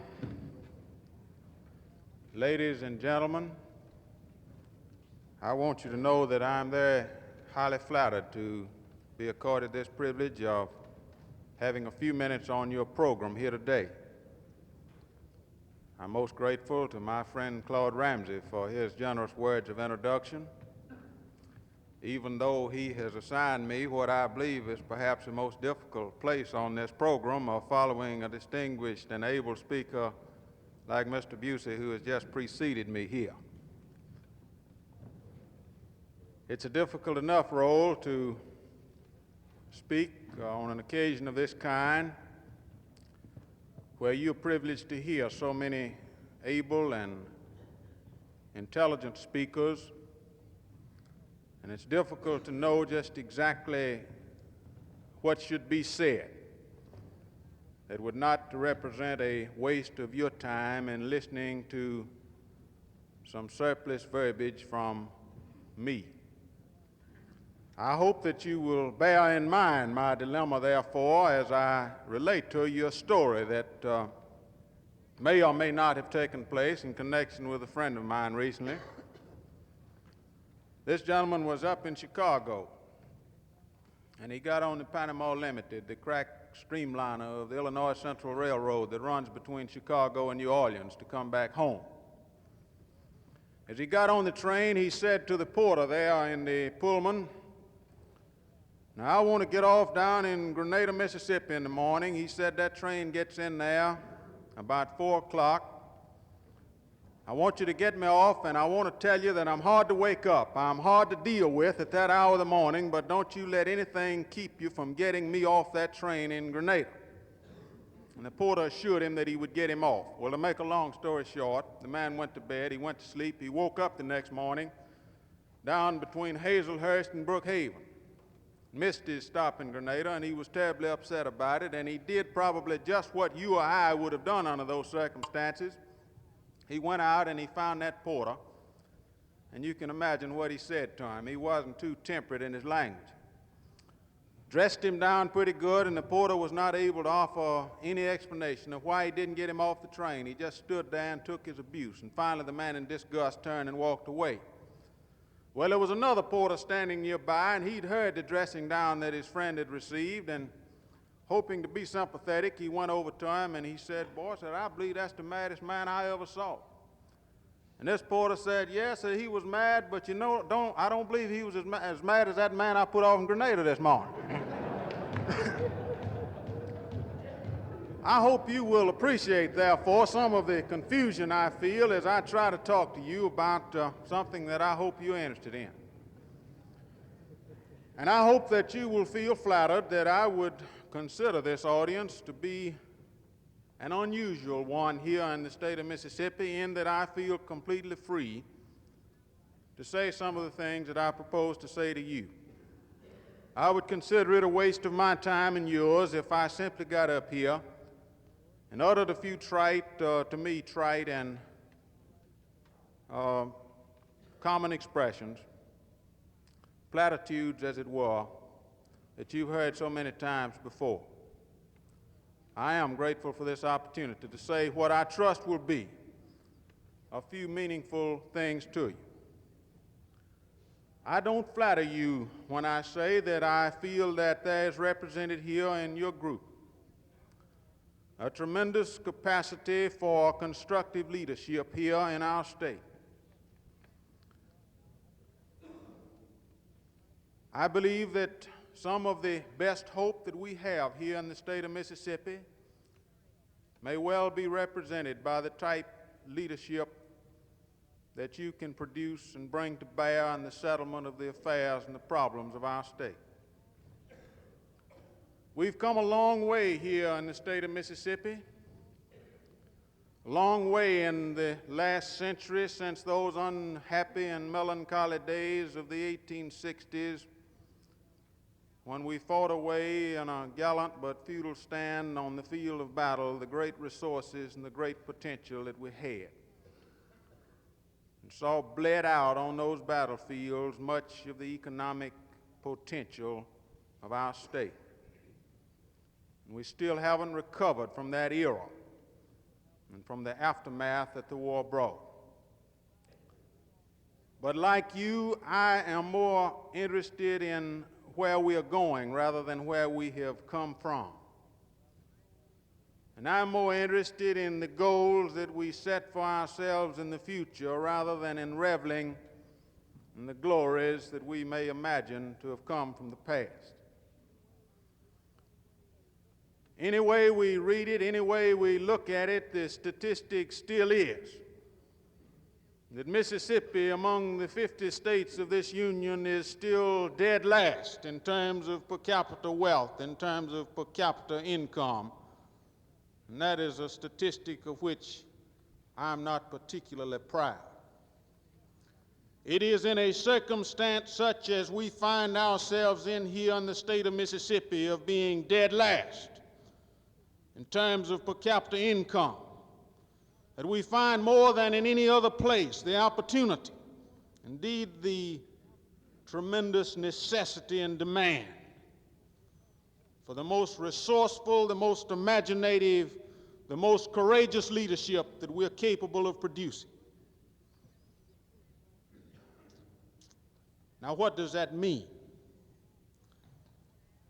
It means, my friends, that we are going to have to start doing more of our own individual thinking here in this state. It means that we are going to have to become increasingly impatient with the idea that we shall be spoon-fed everything that we believe and stand for by somebody else.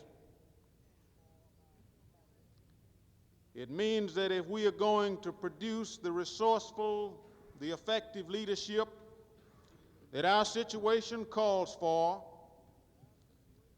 then we are not going to produce it by merely mouthing the platitudes and the trite phrases that have been put in our mouths by someone else.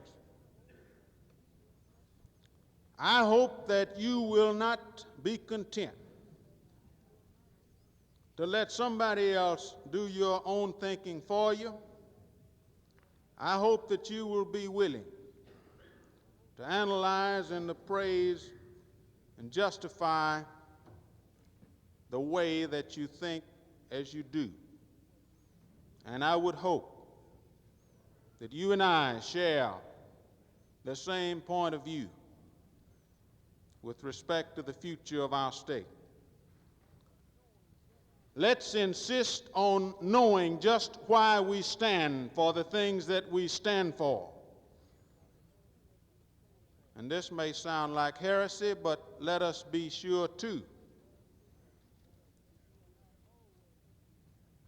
that we are not always absolutely convinced that we are always right on everything that we stand for. I want to quote just 2 or 3 sentences from one of the great distinguished Americans of another generation who sat ably for a number of years on the United States Supreme Court, one of the great liberals of this country, Judge Oliver Wendell Holmes. Judge Holmes had this to say, and I think it's appropriate today. It is not enough for the night of romance that you agree that his lady is a very nice girl. If you do not admit that she is the best that God ever made or will make, then you must fight. There is in all men a demand for the superlative, so much so that the poor devil who has no other way of reaching it attains it by going out and getting drunk. But certitude is not always the test of certainty. We have been cocksure of many things that were not so. And then he goes on to reminisce about his own boyhood and his own background. And he said, the things that I love and revere most have been determined by my early associations. And he says, I love granite rocks and barberry bushes because I played among them as a child, and the same is true for us. For example, I'm an American and a Mississippian, Southerner, a Democrat, a Presbyterian, a farmer, a lawyer, a public official, and I could identify myself in many other ways. And I hope I do not kid myself by thinking that I'm all of these things or any one of them, because I have made the deliberate choice of identifying myself with these groups. Rather, I am most of these things because of circumstances of birth or environment or association. And that is not to say that I'm any less willing to defend these groups to which I pledge allegiance. Rather, it is that I am compelled to recognize that I need, from my own individual self, the basis of knowing and understanding why I'm identified with these groups and these things, in order that I may be better able to defend my identity there. And I say parenthetically here that I don't have any trouble identifying myself as a Democrat. I think as a child of the 30s, I know full well why I'm a Democrat and a member of the Democratic Party and proud of it.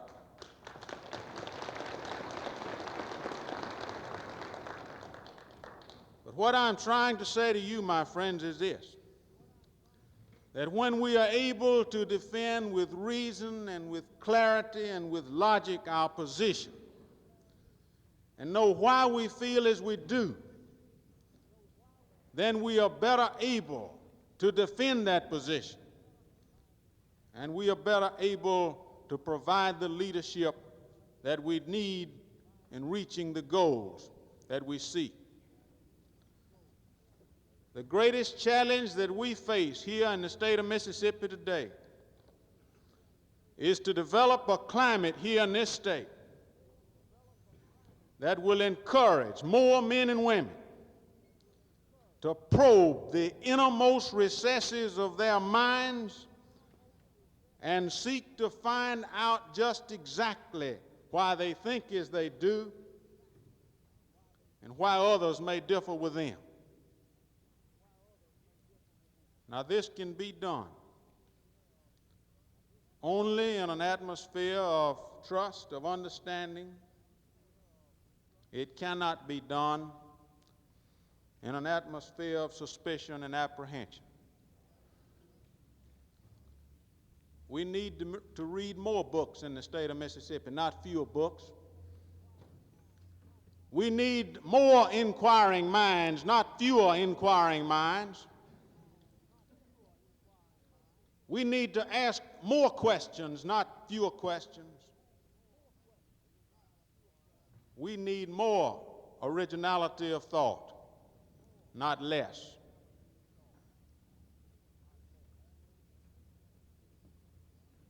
Only when we achieve this climate are we in a position to find the answers to our destiny. Now, having achieved this intangible quality here in the state of Mississippi, I think we'll be better able to solve some of the more tangible problems that confront us. First and foremost is the one that I've already referred to, of raising the per capita income of the people of Mississippi. All of the problems of this state are grounded in economics. And when we solve the economic problem, then we solve most of the other problems that confront us. And I put that one at the top of the list. And the second thing that we need to do is related to the first, and that is to retain here in the state of Mississippi the opportunity for more of our people, and particularly our young people, to find employment with income commensurate with that found in our sister states. And thirdly, we need to preserve in this state a climate of sound and stable and efficient government at all levels. And I know that you subscribe to that position, and I know that more and more in the future you will be an effective voice in realizing that result. And finally, I say that one of the tangible problems that we need to find a solution for is that one in connection with striving to maintain harmony among all of our people. I have no doubt that we shall find the answers to these problems. For I believe sincerely that there exists here the capacity of leadership here and in other groups, and I say particularly here, the capacity for leadership that will lift our state to new heights of achievement. We have nothing to dread in the state of Mississippi except that which will come about because of our failure to exercise that leadership, except that which will result from our failure to develop our opportunities. I thank you so much.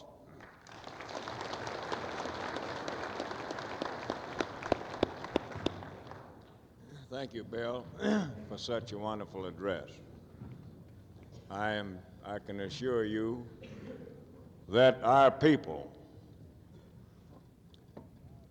have well understood what you're trying to get across to them, and that we recognize the fact that the pendulum has swung just about as far to the right as it can swing, and it's up to people such as us to see that it swings back and don't stop till it gets all the way back the other way. And certainly we recognize the fact that, as you pointed out, that the economic problem is at the top of the list. And it's up to us as good trade union members to see that that matter is solved very quickly. We haven't been sold on any of these things that we've been hearing recently. We'd like to have you with us, stay with us throughout the convention,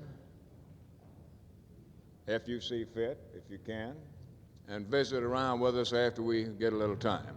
Thank you so much. This time we have an old friend from the trade union movement who many of you know. He served in various and sundry capacities as the leader of international unions, of state labor organizations. He's been one of the most standout leaders that this part of the country has produced. He is very fortunate to even be with us here today, and we were fortunate enough to find room on the program to allow him a few minutes of your time. And And without any further ado, I'd like to present to you at this time our old friend, Brother Holt Ross. Brother Ross.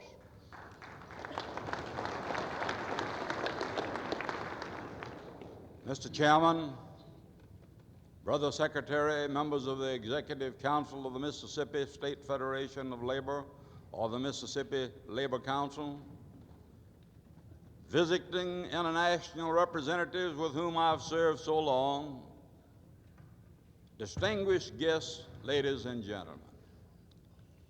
I'm indeed happy to have an opportunity once more to come before this great organization. As a member of the organized labor for more than 48 years, having served and now serving as a representative of the AFL and the AFL-CIO, having served in every state in the Union, having served in foreign countries, I am indeed reminded here this afternoon of the French mother who lost her 3 sons in the Battle of the Marne during World War I. And when the armistice was signed, she went to the cemetery that contained the remains of those sons that she had sacrificed. She went to the grave of the oldest son and said a prayer. She went to the grave of the second son and wept bitterly. Then she went to the grave of the third and youngest son and fell prostrate across the mound. But arising and looking towards heaven, she says, "Thank God the Republic still lives." I remember when this organization was small, but like a little acorn, it has grown into a vast oak tree.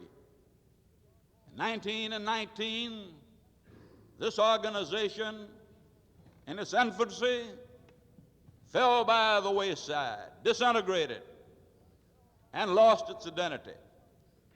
That year, I had the honor of assisting in reorganizing the Federation of Labor and being elected as vice president. The following year, in the city of Vicksburg, this historic old city where we now meet, I had the honor as a young man by being elected as the president of the Federation of Labor and served in that capacity for 10 years. After that, I, for a long time, devoted my time as a salaried representative of the American Federation of Labor. And then in later years, I served approximately 20 years as a Southern Director of the International Laborers Union. I retired on January the 1st, 1960.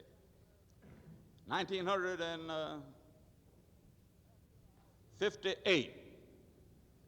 After our good Lord had seen fit to take my good wife in an automobile accident, and after 26 major operations, this is the first time that I've had the pleasure of addressing any labor group anywhere in America. I'm glad to be here today and to mix and mingle with the delegates to this great convention and to see the great number of the delegates in attendance and to meet and talk over old times with the numerous distinguished international representatives that we have here. My friends, I am reminded of the little postage stamp.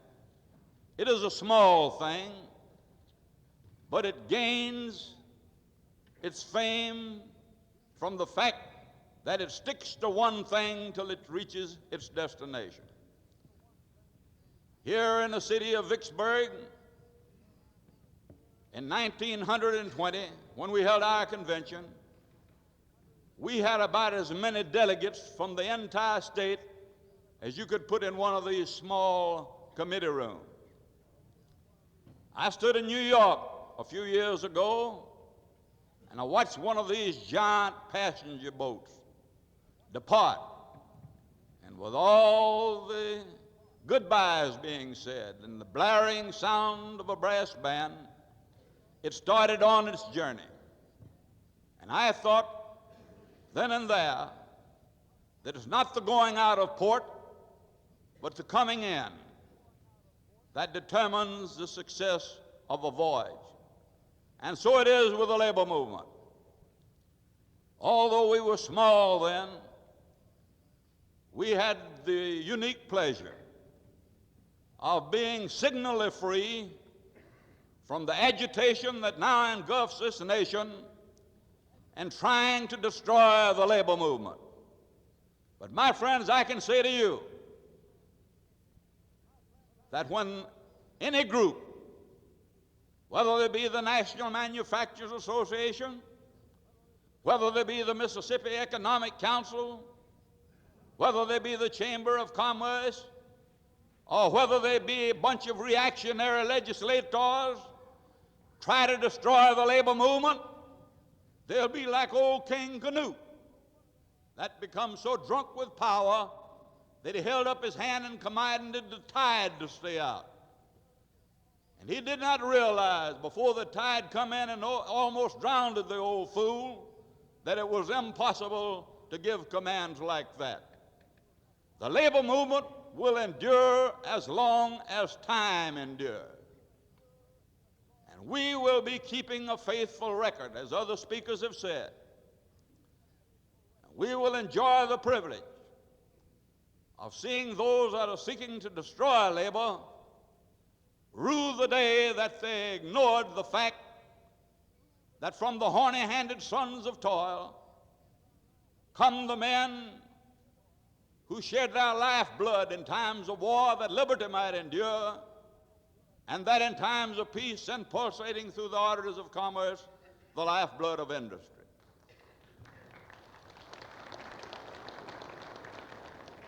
Labor is not a selfish movement. Oh, yes, you read in the newspapers, and I read in the newspapers, and everyone living read in the newspapers as to how the American labor movement was corrupt, as to how they had racketeers. I admit that we within the House of Labor have found racketeering within the labor movement. But what they didn't tell you was that you'll find more inmates of federal penitentiaries and state penitentiaries from the ranks of bankers and the ranks of lawyers and in every other group of life than in the trade union movement.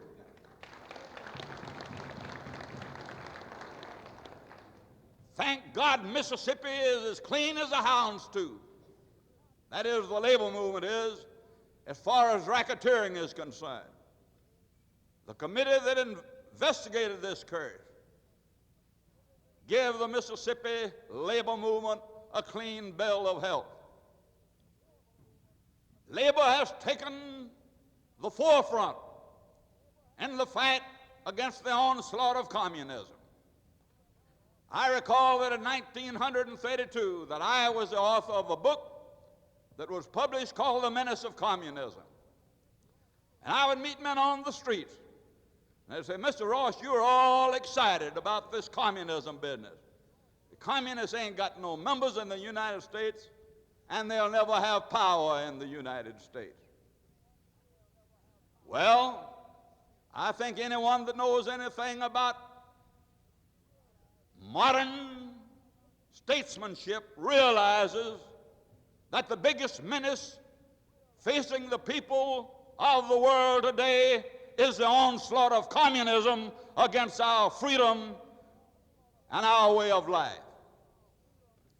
What has labor received for all of these things they've done? I'll tell you what they've received. They've received criticism. They've seen a kick in the teeth. We are still the only state in the entire United States that has no Department of Labor. They was the last state in the Union to get a workman's compensation law.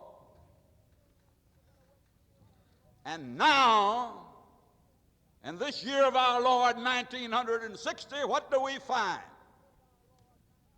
We find this much-touted program about bringing industry into the state of Mississippi. And when I think of the number of sins that have committed in the name of economic progress in this state, it makes me sick at my stomach. There's no man living, there are no group of men living more anxious to bring legitimate industry into the state of Mississippi than is the trade union movement and its leaders here in the state of Mississippi. But there's an old maxim of equity that says that he who comes into court must come with clean hands. And there's another one equally as strong that says he who seeks equity must do equity. It is an undisputed fact, and government statistics will bear me out, that Mississippi comes nearer being free of industrial strife than any other state in the Union. But with all of this clean record, we find ourselves treated like a bunch of men of questionable character. Thank God we have public officials in this state whose honesty and integrity is above reproach. We've had the honor of hearing from some of them today. But since when did it become a sin to criticize those who are seeking to destroy us? I am not here today as a delegate. I am not here today in any official capacity. But I want to say to you today, my friends, that when Brother Elijah Williams this morning, that outstanding trade unionist, who we are fortunate to have as director of this region, made the statement that this legislature was lousy, of course he didn't mean that literally. As far as I know, there are no lice on a single member of the legislature. And when this local representative of labor took the platform and seemed to assume to defend the legislature as a whole, I felt very much that I'd like to have the privilege of explaining to him that what Elijah Williams meant was that we was grateful from the depths of our heart for that handful of men that had the moral fortitude to get up and fight for a fair deal, not favors like the other group is seeking, but for a fair deal for the people who toil in the state of Mississippi. Not necessarily the organized labor group, because after all, we are fighting the battles of the unorganized as well as the organized and always have.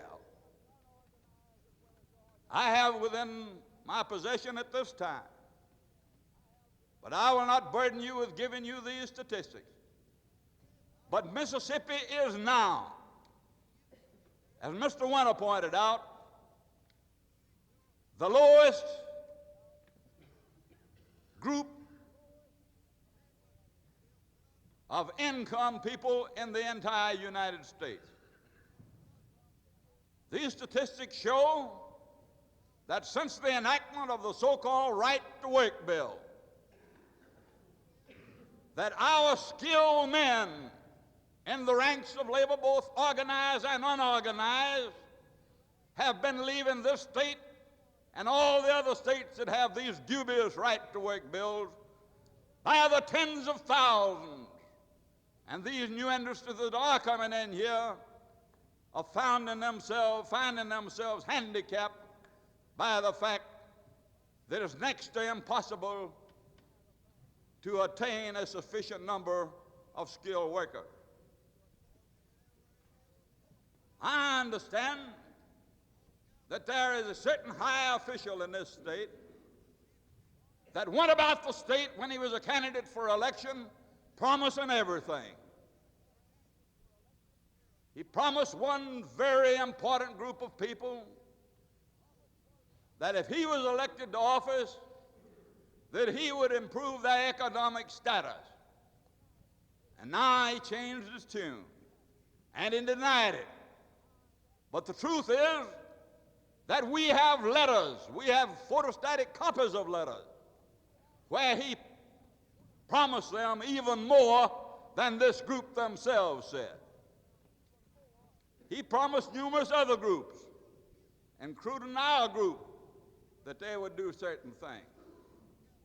Some people have even been unkind enough to say, who was this man before he was elected to this high office? Wasn't he the same ambulance chaser?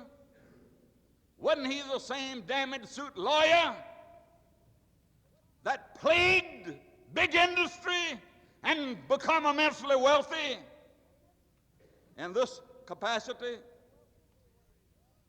Someone said that maybe what he's after is to get a lot of new industries here so that when he's related to public oblivion, that he can put on more ambulances to chase these new industries with. And when I hear certain members of this legislature saying that they got to go back and consult the people before they vote, and then they come back and cast a vote against the sons of toil, that some people have even been unkind enough to say, who the hell do you think the people are? The big corporations of the state?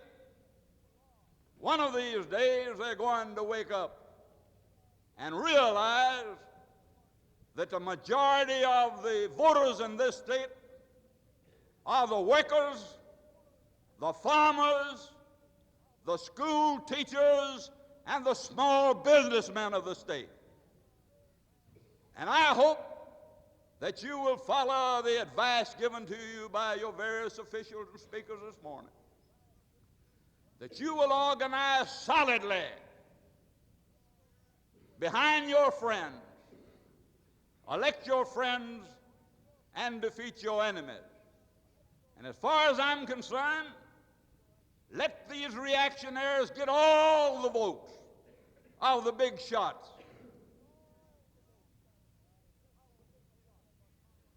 And we'll be satisfied just to get the vote of the common people.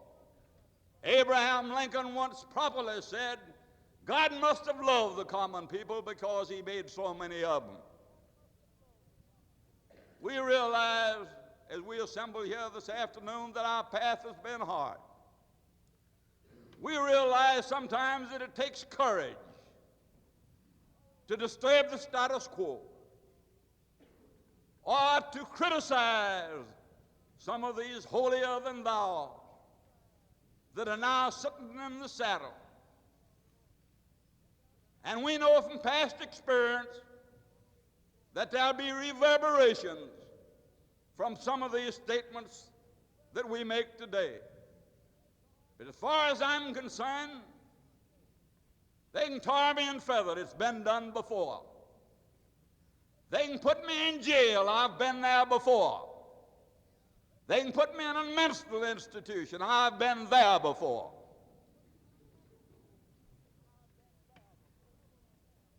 But truth is forever on the scaffold. Wrong's forever in the throne. But standeth God within the shadow, keeping watch upon his own. I'm happy that this merger took effect. I'm happy that there's no longer any divided labor movement. There's the old saying, but it's more true than when the first voice ever uttered it. In unity there is strength. United we stand, and divided we fall. In conclusion, I want to thank the officials of this organization for allowing me this period of time. The labor movement has been good to me. The labor movement is still good to me. I've tasted of the fruits of victory. I've been through the darkest hours of despair. Perhaps I'm one of the few individuals in America that's received citations from a Republican president and a Democratic president for trying to assist in the prosecution of World War II. Having been a veteran of both wars, I am thankful that we can live here in America and express our opinion. And sometimes, even in the labor movement, we may not agree, but there's one thing for sure. We will fight for that right as long as we live, and for the right even of our adversaries to say what's on their minds and what's on their consciences. This may be the last labor talk that I'll ever make. But when I die, I hope that my friends will remember that somewhere along the line, at least I tried to make this a little better world in which to live. My mother worked in a cotton mill 14 hours a day for 75 cents a day. I had the pleasure a few years ago of organizing that cotton mill. In my hand, I have a piece of script. Maybe some of you newcomers in the labor movement don't know what script is. But this script is a brass check that says that it's good for $1 in merchandise. I picked this up in 1933 in the great state of Mississippi, my state where I was born and where I expect my ashes and my remains. I investigated that situation, and I found out that the men who worked there received the handsome sum of $1 a day, good for merchandise, remember, for working 12 hours a day. And before they had the pleasure of getting any proceeds as a result of this little piece of brass, they had to go to the commissary and trade to give them another shot at it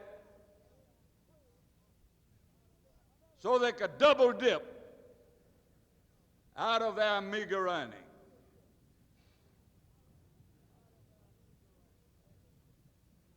When I represented the American Federation of Labor here one time, I was assigned to work with an elderly gentleman,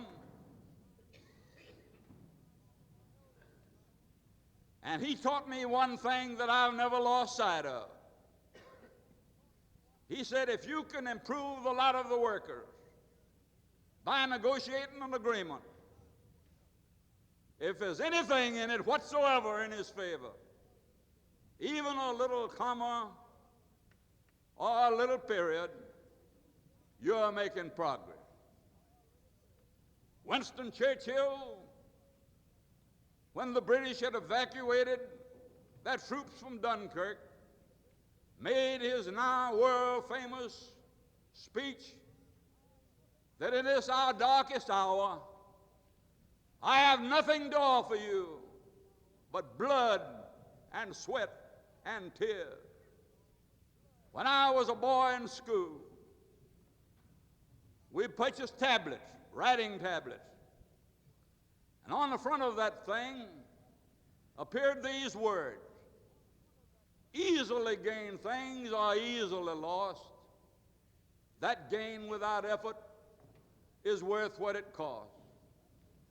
That made an imprint on my young mind that I've carried down to this day. It's the things that we got the hard way that have counted most in our lives. And I sincerely assure you that I'm happy that I can come back to the city of Vicksburg once more and from this handful of people see this great convention in progress. We are not satisfied. We never will be satisfied until every man and woman who works for a livelihood is organized into some kind of trade union. And we'll never be satisfied, and I'll assure those in power now that if they bring sweatshops in this state, that even the sweated labor will rise up one day in righteous indignation and affiliate with our organizations and stand out for justice and fair dealing. It's always happened that way. History repeats itself. I'm now going to close with a little poem that I have recited all over the world. An old man was traveling on a lone highway, and he came one evening cold and gray to a chasm, deep, vast, and wide. The old man crossed in the twilight dim. That sullen stream had no fear for him, but he turned when he was safe on the other side and built a bridge to span the tide. "Why, old man," said a pilgrim near, "you are wasting your strength in building here. Your journey will end with the dying day. You never again will pass this way. You've crossed that chasm deep and wide. Why waste your strength at eventide?" But the builder lifted his old gray head. "My friend, in the path I have come," he said, "there followeth after me a youth who must pass this way. This stream of which I have built this bridge will pave the way for him to have smoother sailing." Thank God, as a result of the work of this labor movement here in this state and our great AFL-CIO, those bridge builders now are paving the way for future generations. We cherish the hope that someday that we will be able to abolish all the welfare rolls, and that every person able and willing to work will have a source of adequate income in which he may enjoy life. There is no question in my heart that the leaders, like Brother Ramsey and the officers of this state organization, leaders like this tireless president of the state labor movement that's our next door neighbor, a movement that's the envy of numerous states in this nation, that they will steer the right course. They'll build the bridges. The Rubicon will be crossed. One other little matter, and then I'm going to apologize and sit down. As you know, there is now pending in the legislature a bill to submit to the people of the state of Mississippi in the form of this constitutional amendment that the right to work bill will be made permanent, and that you cannot simply go up there with your educational campaign and be successful in convincing a majority that some amendments are in order. I have an abiding confidence in your leadership. I sincerely trust that before this convention is closed, that this board or some other group will introduce a resolution. Brother Williams referred to this morning very ably,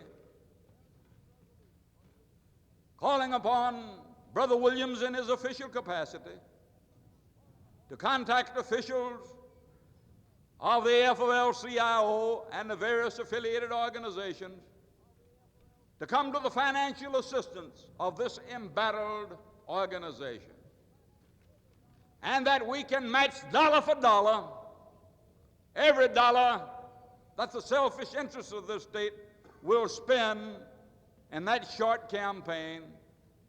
That bill has passed the House. That bill has been reported favorably by the Senate committee, and if they run true to order, it'll pass the Senate and be signed by the governor. Labor will not take it sitting down. Let's put on the most extensive educational campaign possible to prevent this, the greatest of all insults, from being hurled down the throat of organized labor. I'm happy to have been here. I hope someday I can come again. I am no longer a salaried representative of the labor movement, and quite frankly, I don't have to be. I work with organizations that practice what they preach, and I have perhaps one of the highest, if not the highest, pension in the state of Mississippi. General MacArthur said in his now immortal address before a joint session of Congress, "Old soldiers never die. They just fade away." I don't expect to ever live to such a ripe old age that I'll lose my fighting spirit, that I'll lose my interest in the working people of the great state of Mississippi. And I say to you now, to your officers, to your delegates, and to our distinguished international representatives and to District Director Elijah Williams, that at any time I can serve you in any way whatsoever, night or day, regardless of the weather.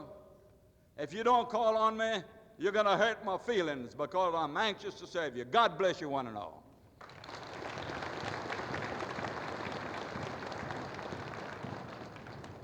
Thank you so much, Brother Ross.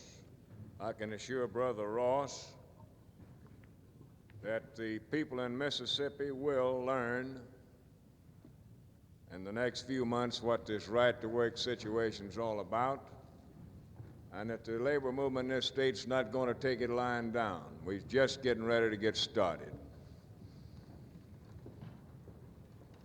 At this time, we have a few more guests that have registered with us. I'd like to introduce those to you.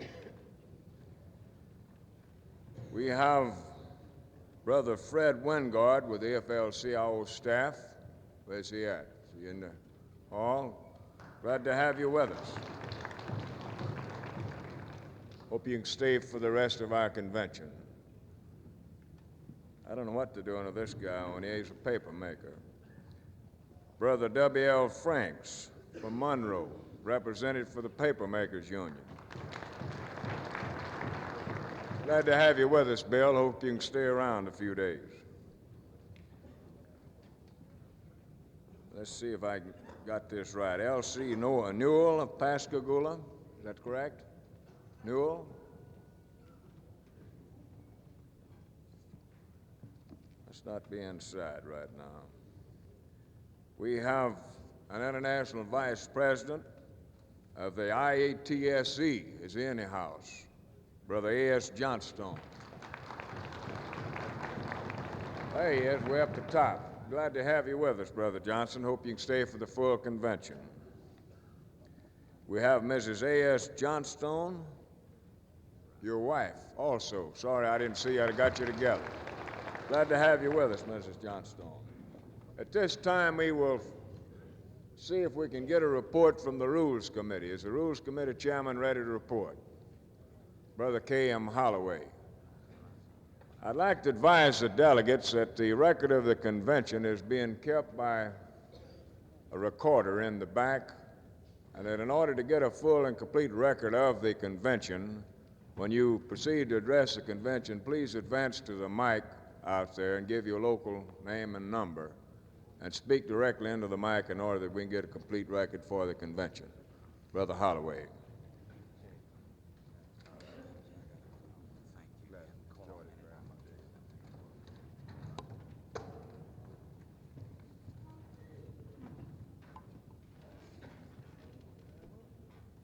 Report of the Committee on Rules and Order.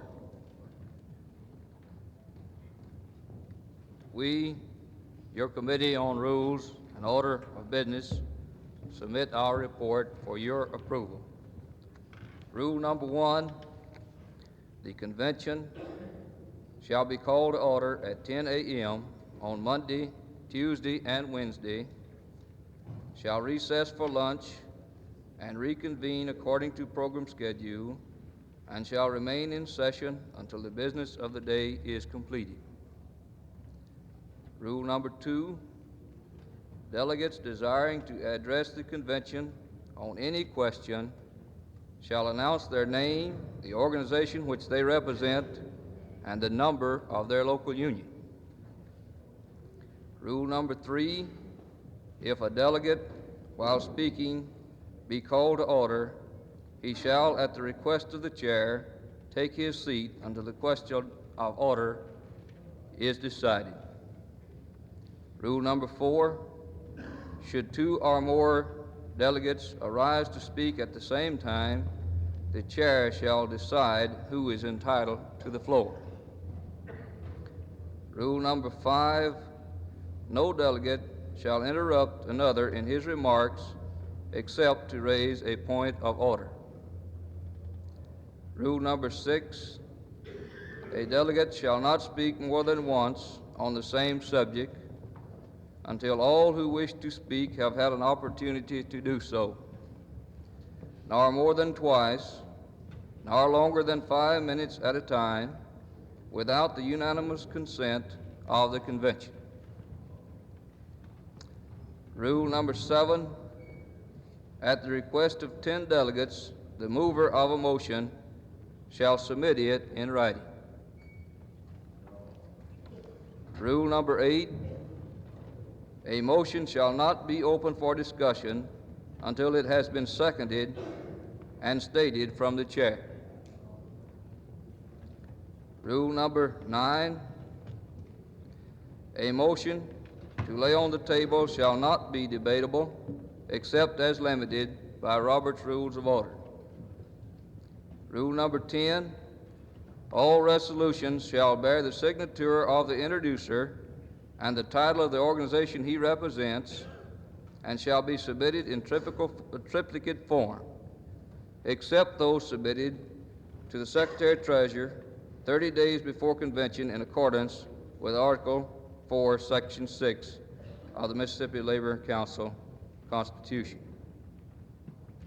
Rule number 11, no motion or resolution shall be voted upon until the mover or the introducer has had a chance to speak upon it, if he or she so desires. Rule number 12, the reports of committees shall be subject to amendments and substitutes from the floor of the convention, the same as other motions and resolutions.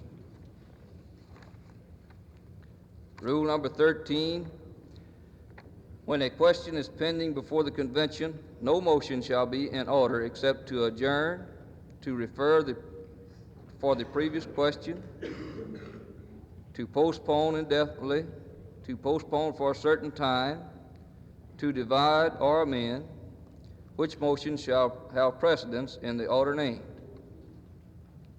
Rule number 14, issues may be decided in any parliamentary matter, but a roll call, in any parliamentary matter, but a call of the roll is in order when supported by 30% of the delegates present at the time of demand. Rule number 15, When a roll call has been taken and all delegates present have had an opportunity to record their votes, the ballot shall be declared closed. Rule number 16, when a roll call ballot has been ordered, no adjournment shall take place until the results have been announced. Rule number 17, it will require 2/3 of the seated delegates to hold a night session. If a night session is held, the Assembly Hall shall be cleared of all delegates by 11 p.m. Rule number 18, Robert's Rules of Order shall govern all matters not herein provided for. Respectfully submitted, K.M. Holloway, Chairman. Mr. Chairman, I move the adoption of these rules by the convention. You've heard the motion to adopt the committee's report. We have a second to that motion. Do we have any discussion on the motion? Brother Beckham seconded the motion, I believe. Didn't you, Beckham? It was you, I believe, just for the record. Do we have any discussion on the motion to adopt the rules?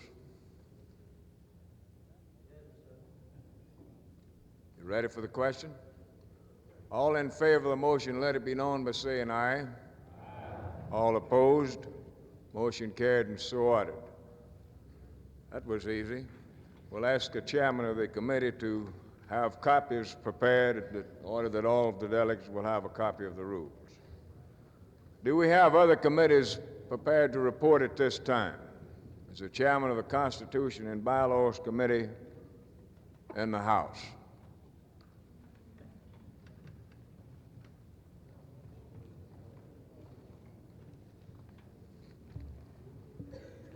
Mr. Chairman, Hanna. J.B. Hanna, Executive Board Member. I imagine they're working on resolution. They had to divide one, and I've been back there giving them a little assistance. They'll come out with it pretty soon, I'm sure. Is that right? I've been asked to make you an announcement, and Brother McGee, you'll probably want to clarify this a little bit for you. The American Legion has extended to us, to the convention, the use of their building after the movie tonight. Brother McGee, would you expound on that just briefly? What do they propose to let us use the building for? For some entertainment, we hadn't got anything lined up for you tonight, and they volunteered their building for you can dance. They have beverages down there, and just invite us down to come and have a good time. Would you mind telling us where the building is, Brother McGee? The American Legion Hall is on the same street that we own now. Go directly south. And it's 9 blocks from here. It's on the right side of the street, and they got a big sign up there. And you can't miss it. Thank you, Brother McGee. Do we have any other announcements? Brother Taylor. Mr. Chairman, I'd like to call a meeting of the Resolutions Committee of the following people: A.R. Gardner, C.O. Ray, J.B. Hanner, Robert E. Thompson, G.R. Ball, M.P. Aldridge, Mrs. Lucille Halsey, Sanford D. Fulton. The meeting will be in the morning at 8 o'clock here in the men's shower back over to my left. Thank you. Thank you, Brother Taylor.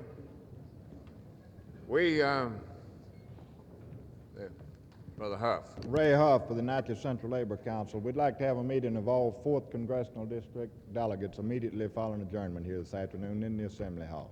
A meeting of all delegates from the 4th Congressional District has been called immediately upon adjournment here in this hall for the chairman of the Natchez Central Labor Union. Do we have any other announcements?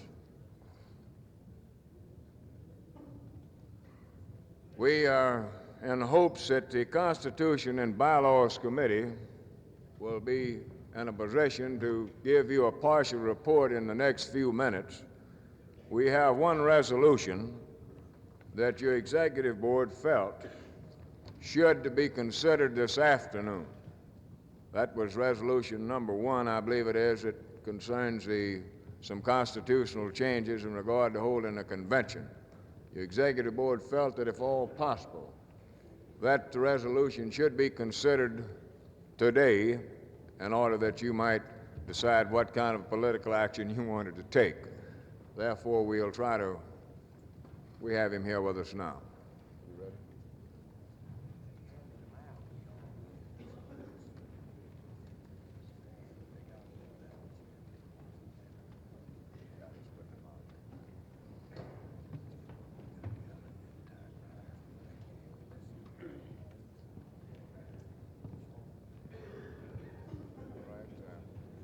The chairman of the Constitution and Bylaws Committee tells me that the committee is ready with a partial report. They have done some work on the resolution that they were considering. They are at the present time passing out copies of that resolution or of that partial report. As soon as all of you have received a copy of it, then we'll ask the chairman to give us that report.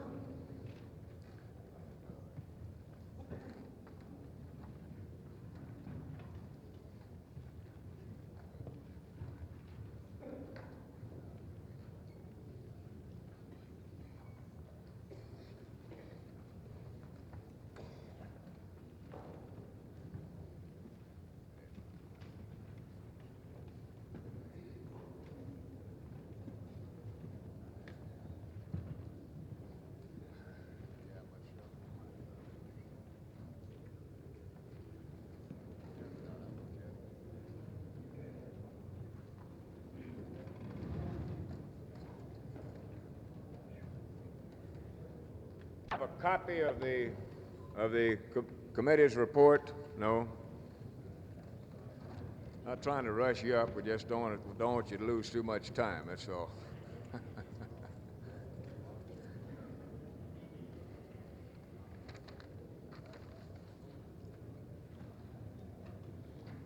While we are waiting for those people to pass those things out, I'd like to use this little bit of time to urge each and every one of you to come out and attend the night session of the night movie we're going to have tonight.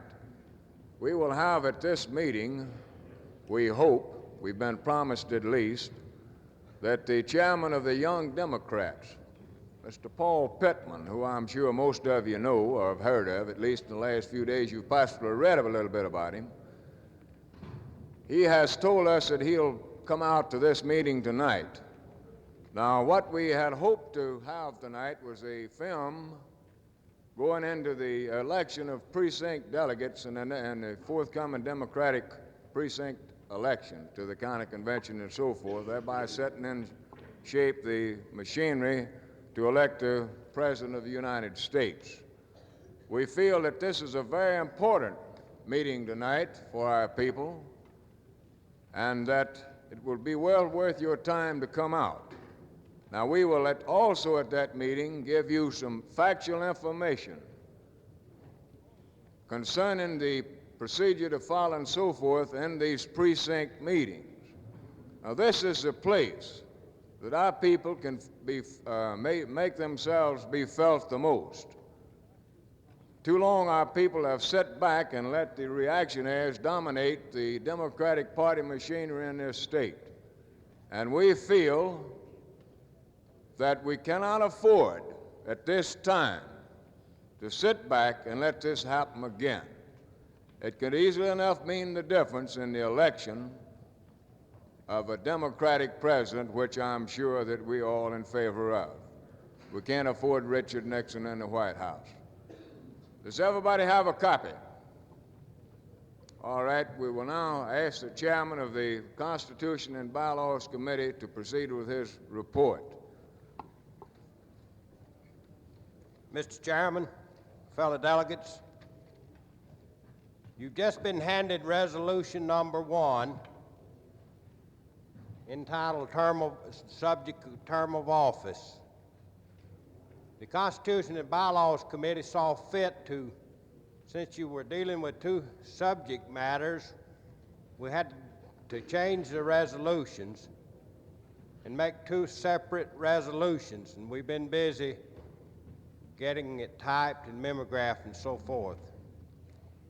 And I will now read you the resolution that you've just been handed, submitted by Jackson County Central Labor Union, subject term of office.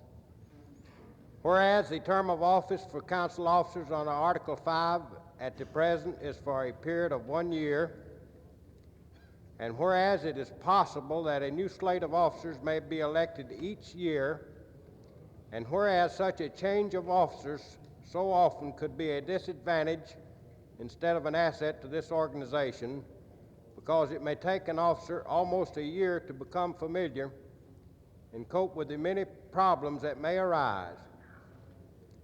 And whereas we feel that at least 1 year more in office would be of great value to this organization by the experience he has gained. Now therefore be it resolved that the delegates in this regular convention change the Constitution and bylaws of the Mississippi Labor Council, AFL-CIO, so that Article 5, 1A, page 9 will read as follows. The executive officers of the councils shall consist of a president, 3 vice presidents, and a secretary-treasurer elected for a term of 2 years. The committee votes concurrence in this resolution. Mr. Chairman, I move you the adoption. You've heard the committee's report. The chairman has moved adoption. Do we have any discussion on the motion? Brother Beckham. I believe you need a second before in the discussion, Mr. Chairman. We will call for a second. However, with the committee's report, it wouldn't be necessary. We have a second to the motion. We have a second. Brother Goodman, second the motion. Brother Beckham. Mr. Chairman, due to such a short notice on a resolution like this, I make a motion that this resolution be bypassed until the first thing in the morning to have a roll call vote.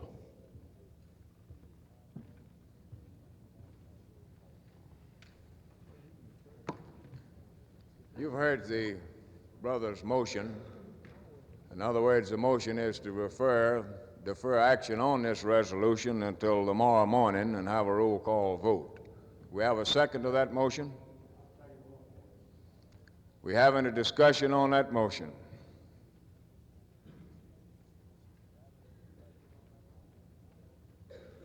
Any discussion on the motion? If not, all in favor of the motion, let it be known by saying aye.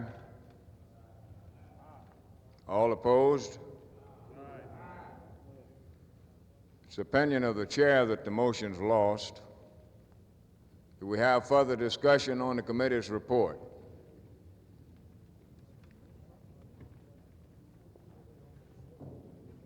Any discussion on the motion to adopt the committee's report?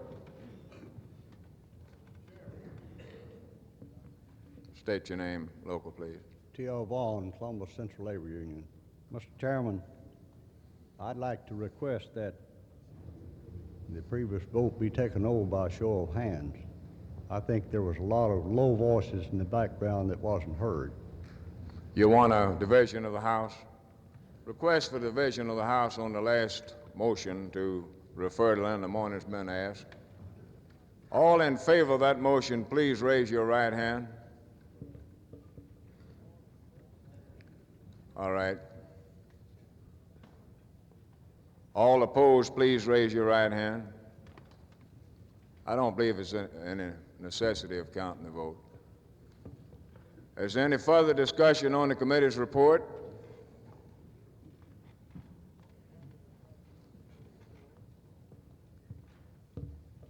Mr. Chairman, this is J.B. Hanna, the Executive Board. This is a question that is kicked around and considered quite a bit by the Executive Board of the Council on March the 5th. It was brought in, or the matter or subject was brought in from the Gulf Coast area, and the possibility that changing or electing a term of office from 1 year to 2 years would be of an advantage. In this other resolution, of course, there was 2 subject matters which I did separate. Now, The idea and also the action at that time of the executive board was that in the event that this resolution did come forth, it should be presented the first day and voted on of this convention in order for it actually become effective now or immediately upon passage. And I think that was the idea. The reason is it pushed to present it today. Any further discussion? Chairman. State your name, local, please. Delegate Roberts, local union 852 IBEW. My question is, what happens here to the executive committee? Now, under this arrangement here, you say that the executive officers of the council shall consist of a president, 3 vice presidents, and a secretary and treasurer elected for a period of 2 years. And what happens to the executive, the other executive? The executive board. Right. Mr. Chairman, being in on that discussion some, could I answer it? There wasn't any need of writing the whole article because it is actually following the 2 years term in the present Constitution. In addition, there shall be 10 executive board members elected at the same time for the same term as executive officers. So the first sentence of that paragraph is all needed change. Does that answer your question, Brother Roberts? We have further discussion? Are you ready for the question? Brother Goodman. Mr. Chairman, Wayman Goodman, Local 794, and also Executive Board member. I would like to speak briefly in favor of this resolution, inasmuch as I am a new member of the Executive Board. I have served for the term of 1 year, and I have been confronted with several problems, and I've seen that our entire Executive Board has, and I hate to see a new slate of officers be confronted with those same problems for the period of 1 year and then another election. I feel that this Labor Council could operate much better by having the term of officers set up so that these guys can work their second year with some experience behind them. Whoever the officers might be that will be reelected at this time, I'm sure will find that they will be able to do a better job for each one of you and for this Labor Council if they are allowed 2 years to familiarize themselves with the duties of the office and for you to familiarize yourself with the officers in order to bring a more sufficient, constructive program to the state of Mississippi and the labor movement. So I would like to say I go on record of being in favor of this resolution. Do we have other discussion? You ready for the question? All in favor of the motion signify it by saying aye. Aye. All opposed? No. It's the opinion of the chair, the motion's carried. Would you like to have a division of the vote? The committee has dealt with resolution number 1 in 2 parts. You have a copy of that resolution before you, and I gather that this is a partial report of the committee in regards to resolutions 1. They have dealt with the first part, the term of office for officers. The second part will be dealt with the convention time, whether or not you desire to go to a 2-year convention or remain as a 1-year convention. I'd like to ask the chairman if he's ready with that report yet. Chairman said he'll be back in just a few minutes. They're having copies of it prepared, I understand.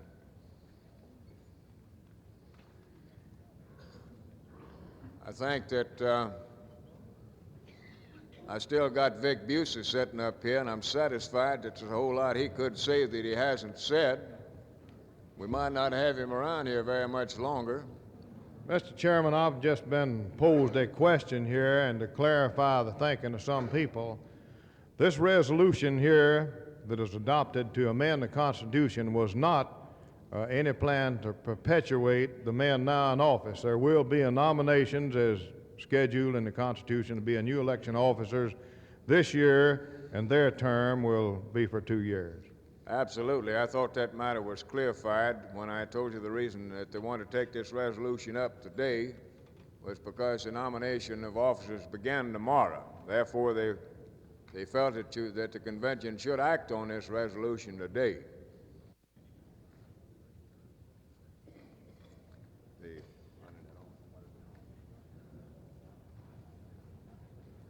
Where is the chairman of the organizing committee? Is he still here? Would you please come forward? He'll give us a partial report on the organizing committee. The chairman of the Constitution and Bylaws Committee will complete his report on Resolution 1 as soon as we have the material out. The chairman of the organizing committee, Brother W.O. Stanley. Thank you, Mr. Chairman. Will you turn in your booklet to Resolution number 2?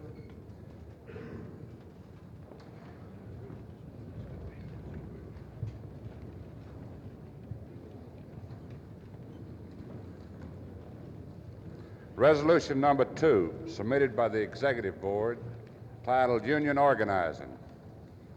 The rallying cry of the labor movement from its early beginning, organize the unorganized, is recognized by its leaders as an indispensable weapon in the arsenal of trade unionism and its current war for survival.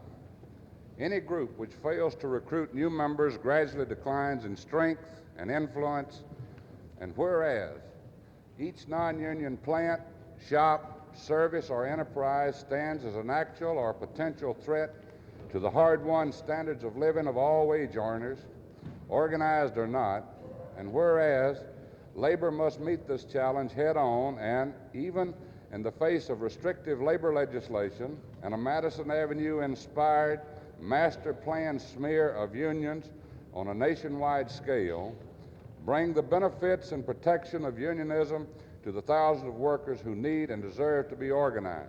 And whereas, for the last decade, the Taft-Hartley Act, and more recently, the management-dominated National Labor Relations Board has slowed labor's organizing attempt.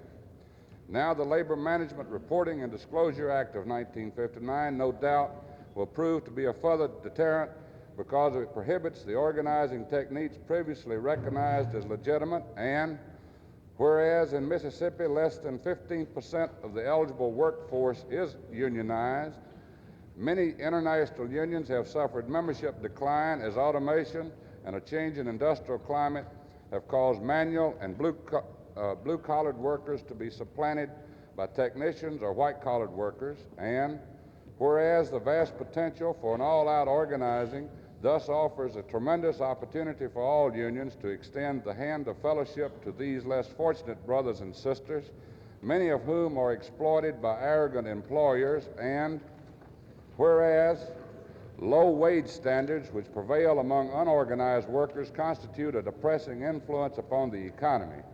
Organization provides the means to achieve higher wages and better working conditions, creating more purchasing power and higher levels of trade and commerce. And whereas it is admitted that bringing the message of unionism to uninformed and misinformed employees in the face of resistance by selfish, short-sighted management, abetted by a concentrated and effective anti-union campaign conducted from every angle by labor's traditional enemies, is a colossal task. New methods and techniques must be utilized with dedicated zeal, finance, and hard work. Today, the rallying cry must be changed to organize or die. Now, therefore, be it resolved that this 4th annual convention of the Mississippi Labor Council, AFL-CIO, recognizes the urgency of the need for stepped-up organizing campaigns by all unions and pledges the full influence of the Mississippi Labor Council, AFL-CIO, and the use of its facilities in a cooperative effort to organize the unorganized. Be it further resolved that copies of this resolution be sent to each international union with membership or potential membership in this state. Mr. Chairman, on behalf of the committee, I move the adoption of resolution number 2. You've heard the committee's report. The motion to adopt. We have a second to that motion? We have any discussion on the motion? Any discussion on the motion? You ready for the question? If not, all in favor of the motion, let it be known by saying aye. All opposed? Motion carried and so ordered. Just a partial report. You have... This is just a partial report of the organizing committee. They will complete their report at a later date. Do we have other committees ready to report? Any other committees ready to report? Then I deem that the business of the day has been complete, and we'll adjourn the convention and reconvene back here tomorrow morning at 10 o'clock. Before we adjourn, we want to find out if we have any announcements to make. Brother Bryant? Mr. Chairman, would you announce just where the show would be tonight? We don't have it here. Ray Huff has already made his announcement about the congressional meeting, the 4th District. But some of them still don't understand just where it is. Announce it again, please. The show tonight, the show that we're talking about, that we're going to put on, is going to be right here in this room tonight. Now, the building that Brother McGee was talking about that had been offered for your entertainment purposes after the show is down the street.